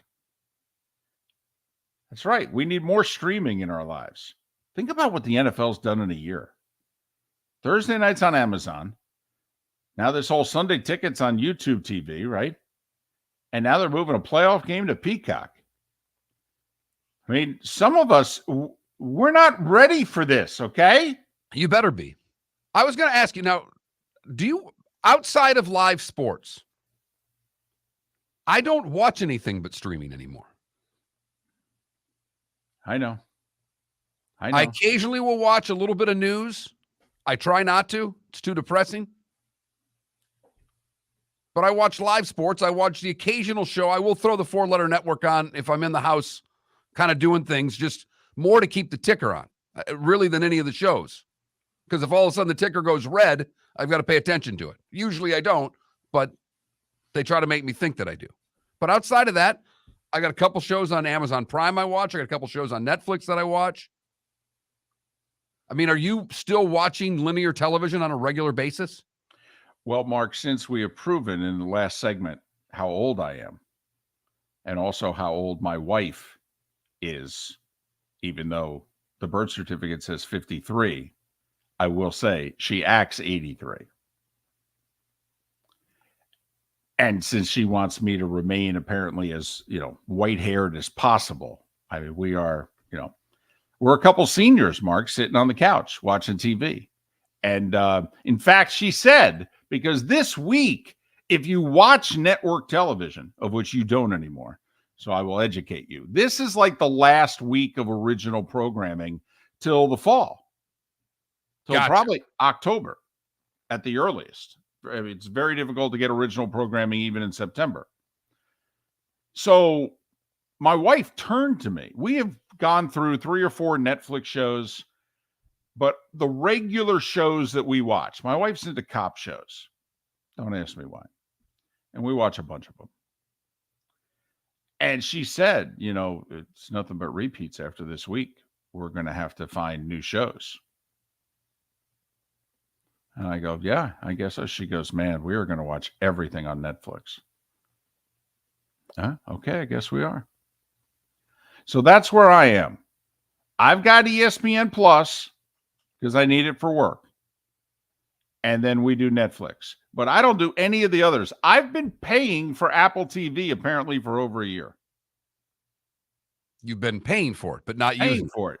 No, apparently I bought something which got me a free whatever. And that's not really paying for it then. Well, no. But then after the free thing, you have to be the one to disconnect it. Oh, and then you they didn't do start that. Charging it. No, Gotcha. No, can't be bothered. First off, you know how long it takes to get somebody on the phone with one of those places? No. So apparently I can get Apple TV.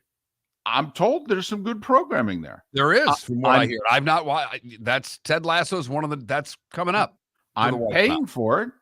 Okay, but I have yet to watch. So, Felipe, do you watch linear television for anything? Is there a show on that's not live sports that you watch on television? Oh, hell no. I do not waste my time. Do you watch shows on Netflix or Amazon Prime, though? Do you have shows that you watch? I mean, I think you still have a girlfriend. We haven't asked in a while. She very well could have gotten rid of you by now. I wouldn't blame her. She's still around. And no, I don't watch too much television. I mean, only unless someone really recommends something. Like yesterday, I watched Air for the first time. It's on Amazon Prime Video. It was amazing. It was incredible, by the way. I'm told Damon was terrific as Sonny Vaccaro. It's just that they don't look the same.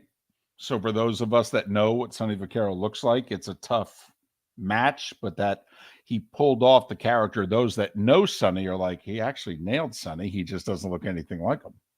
Thought the interesting, ironic part of that is that he did put on some weight and then put on a suit to make him look heavier than he actually is.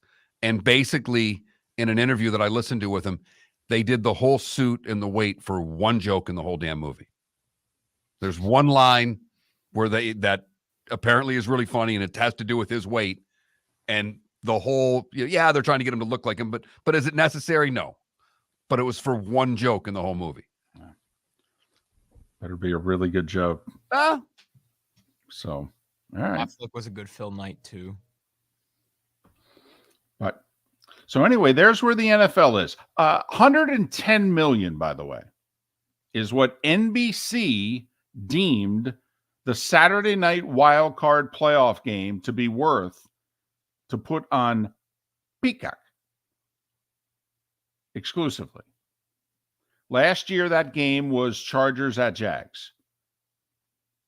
So if that game were to take place again this year, it would be shown on the NBC affiliate in Los Angeles and in Jacksonville, and the rest of the country could only get it by streaming Peacock. 110 million. For what again? One game.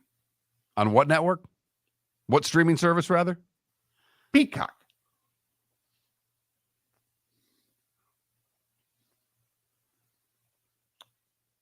And I get the impression from a lot of our Twitch listeners and our texters today that they're not interested in watching a game on streaming. Okay. And I laugh. I'm calling their bluff. I'm calling BS. How about that? How many people, by the way, for that game will end up spending a lot more money because they go, well, I'm not going to stream it. And then they'll go someplace and watch it. Well, that'll cost you a lot more money, food and drink and what have you. But they'll rationalize it by, it's going to go out to eat anyway. Oh, so you spent $43 instead of $4.99. Got it.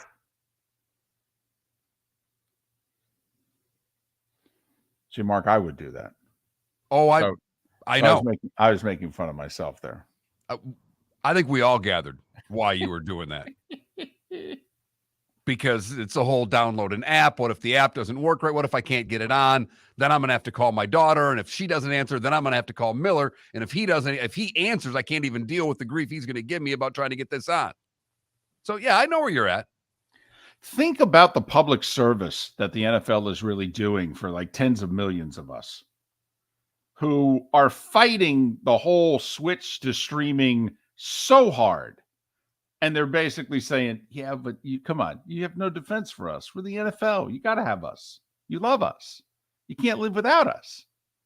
We're going to put every damn thing eventually on streaming. In fact, in 1 year, we're going to put Thursday Night Football. We're going to put Sunday Ticket. And we're even going to put one of the 13 playoff games. Going to make it all streaming. And you're going to tell me you're not interested. And you're lying. You're lying. You're buying something. I know you are. It is a crazy time in the sports world as us old guys are all transitioning. Felipe's looking at us like we're out of our minds because he's been doing it his whole life and it's easy for him. Just make sure you have good Wi-Fi. That's it. Felipe, there are some of us who watch FBI and Blue Bloods on CBS, okay? Now you want me to watch a football game on Peacock? The waterways of Naples are a beauty to behold, and the Bayfront Inn has multiple ways for guests to enjoy the water and have some fun. Gather your family and friends and enjoy a leisurely day on the water with a pontoon or deck boat. If you prefer to explore the waterways without a motor, the Bayfront has canoes, standboards, and kayaks. At the end of your journey, enjoy lunch or dinner at the Bamboo Tropical Bar and Grill. The Bayfront Inn. Something for everyone. On 5th Avenue in Naples.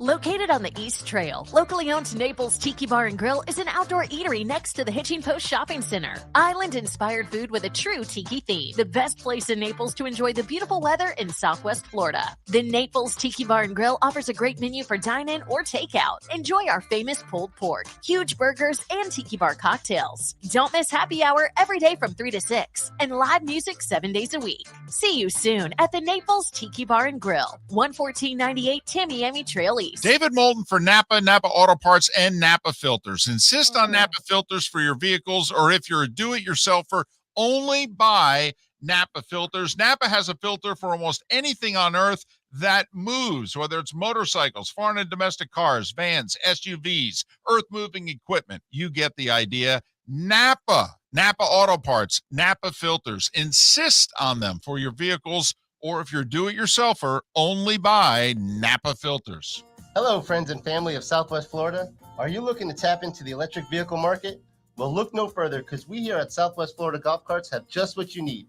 e-bikes, golf carts, LSVs, scooters, and more.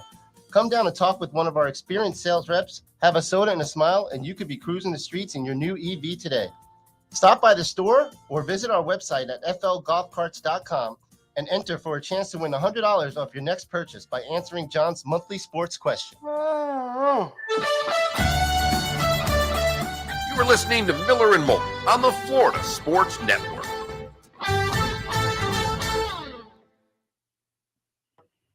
Guillermo, I'm wondering if you get that ringtone, how long it would take for your wife or someone else in the house to break that phone.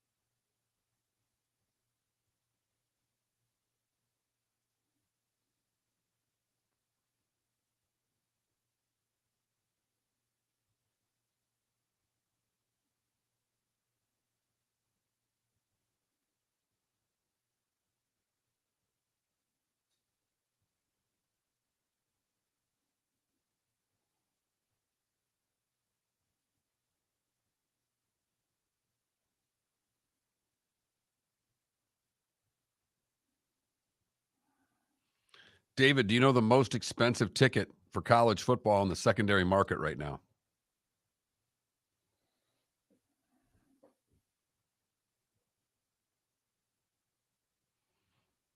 So it's not the Ohio State-Michigan game? At this moment, no.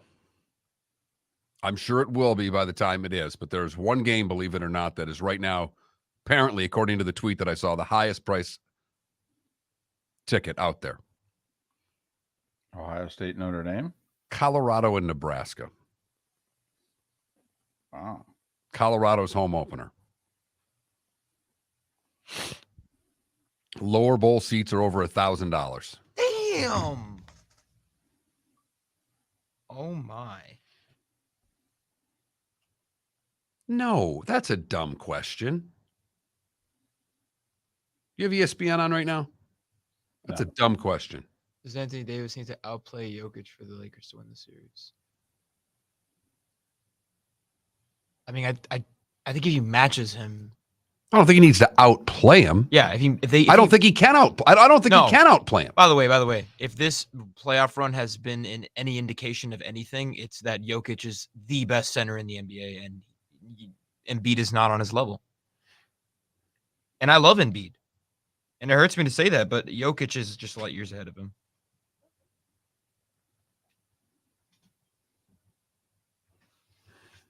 I mean, what if we get a Celtics Nuggets finals and Jokic just dominates the Celtics and wins an NBA finals? Think about that.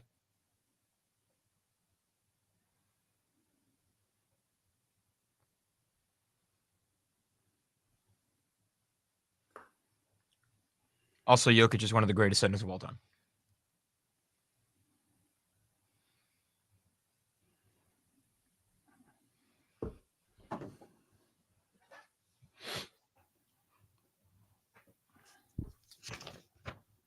I will say, Felipe, when they were both healthy and they were on the same floor together, Embiid kicked his ass. Now, it's a big if, because Embiid can't stay healthy.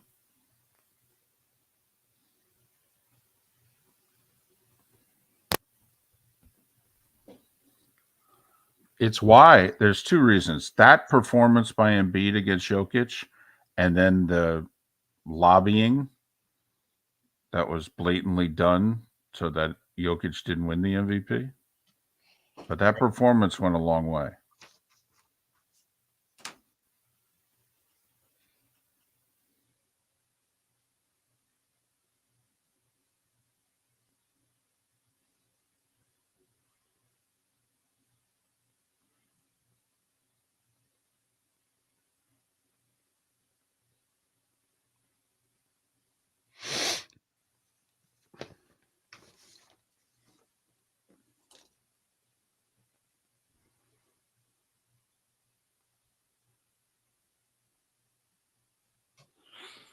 Here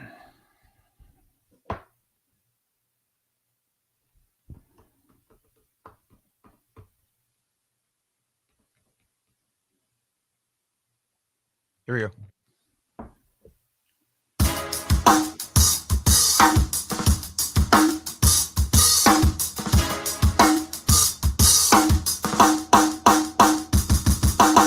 Welcome back to Miller and Moulton, only on the Florida Sports Network.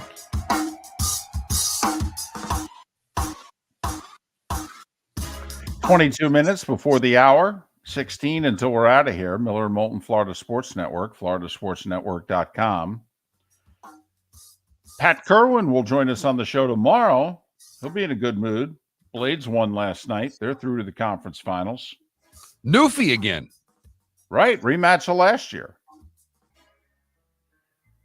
Although it's starting out weird, the Blades are hosting the first 3 games. I mean, we're used to 2-2, 1-1-1, or 2-3-2, but, this time of year, Mark, you're familiar, arena availability and what have you. Apparently, they need to play the first 3 games of this series at Hertz Arena. I don't know if that's because of travel. I mean, obviously, this is not an easy travel trip, so they're probably trying to limit the number of treks they make to Newfoundland. That's true. I mean, Blades finished in 4th, though, so do they have home ice, or does Newfie? Based on how this is going, the Blades do. Huh. So it's 3-3-1? That's the way I was told. Oh, okay. All right. So Friday, Saturday, Monday for the Blades. At home in the conference finals again. Hats off to them. They'll have good crowds Friday and Saturday. They've had good playoff crowds so far. It's time for someone to take back this segment, if for no other reason than to stop David from talking about Meghan and Harry. Here's Mark Miller with Today Was the Day When. 1860 we start. The Republicans select this guy named Lincoln to be the candidate. Boy, not conservative enough today.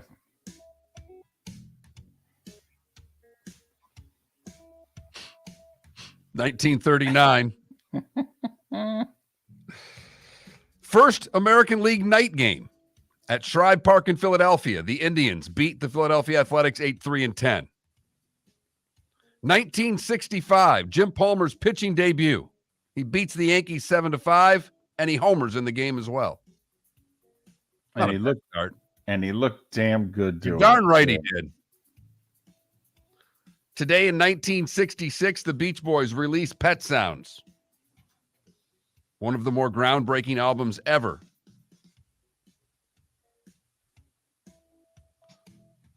Ali TKO's Ron Lyle today in 75 in 11. Man, Murder's Row of heavyweights. So Lyle good. was like the 5th or 6th best heavyweight in the world, too. If you ever get a chance, this is an incredible goober moment, showing my age, the whole deal. If you ever get a chance and the Foreman-Lyle fight is on, you have to watch it. First off, I think it only goes about 4 or 5 rounds. I'm pretty sure Lyle knocked Foreman down twice, and Foreman ends up knocking Lyle down like 4 or 5 times and eventually out. 76 at the Spectrum. The Canadians beat the Flyers 5-3 for a 4-game series sweep. Flyers haven't won since. They've lost like 7 finals since then. It's remarkable. End of one dynasty, beginning of another. 1980, the Lakers beat the Sixers in 6. Same building. 1981, the #1 song in the land was Betty Davis' Eyes by Kim Carnes. Good gracious. Doing a lot of drugs, Mark. There's a reason Nancy said just say no. We all knew what she was talking about. The Islanders sweep the Canucks today in 82 for their 3rd straight Stanley Cup title. Arguably the best, worst uniforms ever, the 82 Canucks. They had those big V's that were the yellow and brown. The Canucks jerseys and the Padres jerseys of the late 70s were the competition as to which one of these jerseys was worse. The inspiration for UPS to say, what can Brown do for you? Prince released When Doves Cry today in 1984. Michael Jordan named Rookie of the Year today in 85. Whatever. Top Gun premiered today in 1986. Oh, those last three, just 80s.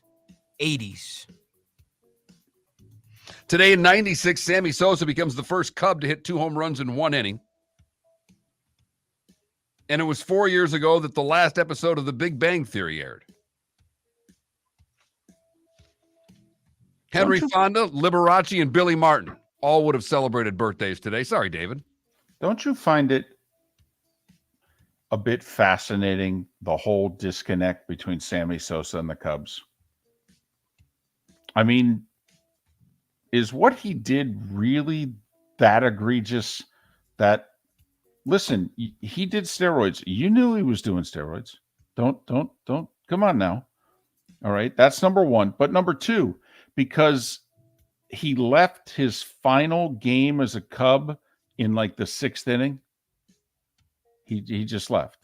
He's dead to him. That's I think it's more that than the steroids, isn't it? Yeah, and Sammy obviously got weird, the whole pigmentation of his face and the whole deal. But I mean, seriously? Come on now. He's the best Cub of the last 30 years, and he's dead to you because in a meaningless game that he wasn't playing in, right? He had been taken out of the game or was not playing. He left an hour early.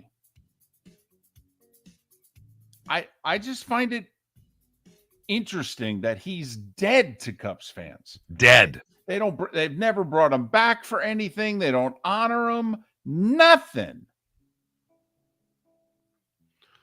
Pierce Brosnan is 70. Jack Morris and Olga Corbett are 68. John Sally is 59. Janet Jackson is 57, as is Thurman Thomas.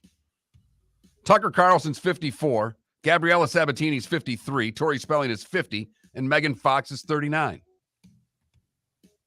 You're gonna make me feel old with that one. That hits you a little bit, huh? Yeah, man. Almost 40. And yes, I do believe Sosa's the best Cub of the last 30 years. And that includes all the guys that helped them win the title in 2016. Yeah, I get it. That's all I got. Did I miss anything, David? The Oscars. First one was today in 29.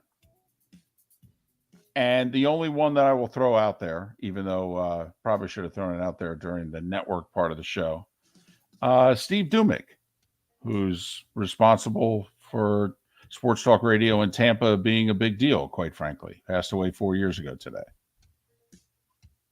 You mentioned When Doves Cry. That's my favorite Prince song of all time. Yeah. That's a really good one. Yeah.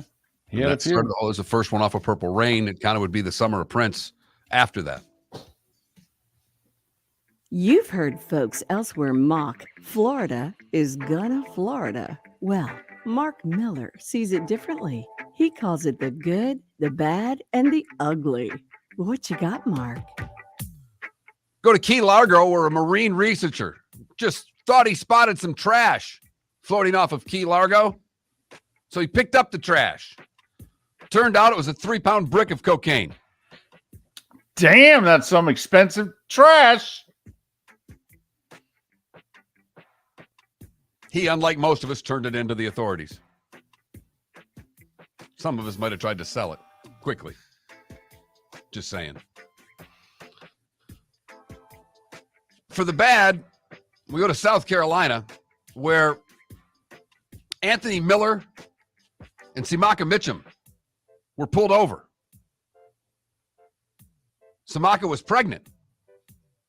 And during the stop, the officers became suspicious because there was conflicting information about the woman's pregnancy due date. They realized the gig was up. That's when Mitchum made a dash to run away when 1.5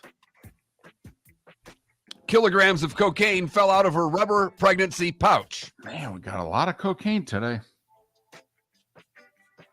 Hiding it in the pregnancy pouch. Fake rubber stomach. She was grabbed quickly and arrested. Finally, the ugly, we go to Toronto, where, no, it's not because the Leafs are bounced again in the postseason. That's old news. A Toronto man was arrested and charged with assault after police arrived to find him violently swinging a python as a weapon during an altercation with someone on the street. Were they a Panthers fan? He got into a street fight with somebody and started swinging his snake at them. Hey, hold on a second. I'll be right back. Where are you going? Going to get my snake. It's got to be a Panthers fan. Really? What could make you swing your snake? Besides an overtime call. Just keep that snake put away. And that is the good, the bad, and the ugly on today, May the 16th, 2023. No hockey tonight and no hockey tomorrow. The hell are we going to do? I know. Do I put on NHL Network and then watch some Stanley Cup Finals game from the 80s or something like that? 8 o'clock tonight, draft lottery. It's all right, Felipe. Victor, what's his name? Wembanyama. Okay. He's 11 feet tall, handles the ball like Iverson, and shoots it like Steph. Apparently, we've never seen anything like it. This is like Kevin Durant times 2, apparently. Which is just the prototypical comparison every time a tall guy can shoot. Well, first it was Dirk. This player said he modeled his game after KD. I'm not saying it. I'm not saying it. He said it. It's the guy whose game he's emulating. So there's a reason why we make the comparisons to KD, because the player in question is comparing himself to KD. Which, by the way, I'll make it easier for you guys. He goes by Wemby as well. That's a nickname of his, Wemby. Oh, cool. So you don't have to say Wembanyama. Oh, good. So it's like Giannis, right. Which Wembanyama is not that bad. It's not like trying to pronounce Giannis's last name. Wembanyama. Antetokounmpo. Wemby. Yeah, Wemby. So is it Wembanyama with an M? So not an N at the end. It's an M. Right. Correct. Wembanyama. Yama. Okay. Yes. Wemby. Karma, chameleon. Don't you, if you're Wendy's, have to sign him to an early deal and then literally have him like make, the play on words? Hey, they call him Wemby. Yeah, but I'm here at Wendy's. Kind of like Letterman, the little Uma Oprah thing. No. Anyway, 8 o'clock tonight. Wemby's getting, is going to find out where he's spending the next few years. And then 8:30, LeBron and the Lakers against the Nuggets. Mark, they've met 7 times previously in the playoffs of the Lakers and the Nuggets, going back to the Carter administration. You know how many times the Nuggets have beaten the Lakers? I'm going to go 0. That would be 0. This is the 4th time they're meeting in the conference finals. Lakers beat them in 5 and 85. That was Dan Issel, Alex English. That was a fun team. Doug Moe was the coach with those ugly leisure suits. All right. Carmelo Anthony and the Nuggets took them to 6 in 09. And then in the bubble, it went 5 for LeBron, AD, and company beat them. So now 4th time in the conference finals. Denver has never been to the NBA finals. Lakers have never lost to the Nuggets. Denver's unbeaten at home, best home record in the league. In the playoffs, Lakers have won game 1 on the road against both Memphis and Golden State. Lakers getting 6 tonight. Who are you taking? Taking the Lakers. Taking the Nuggets. I'll take LA. Baseball, Rays stay in New York after a day off. They play the Mets They get Verlander tonight. Rays are an underdog tonight. Big underdog. Yeah, you can get the Rays at like plus 160 or something like that. Marlins are home at 640, taking on the Nats, trying to get back to 500. They send Jesus Luzardo to the hill. And one nationally televised baseball game tonight. Tuesday nights is TBS. And they got the Cubs and the Astros. So there you go. That's what we got going on tonight. Couldn't give us Yankees and Jays, huh? Giving us Cubs, Astros. Yeah. I will say Cubs rate. Houston's the defending World Series champions. You know, these networks, Mark, you know, they try to pretend as if they're covering the sport as a whole. Unlike the NHL, which just is the same 6 teams. We want to see the sport as a whole. They're like, no, sorry. Chicago and St. Louis are playing. That'll do a better number. That's who you get to see. Miller and Moulton. Have a great rest of your day. We'll do this tomorrow. Ladies and gentlemen, once again. Yeah.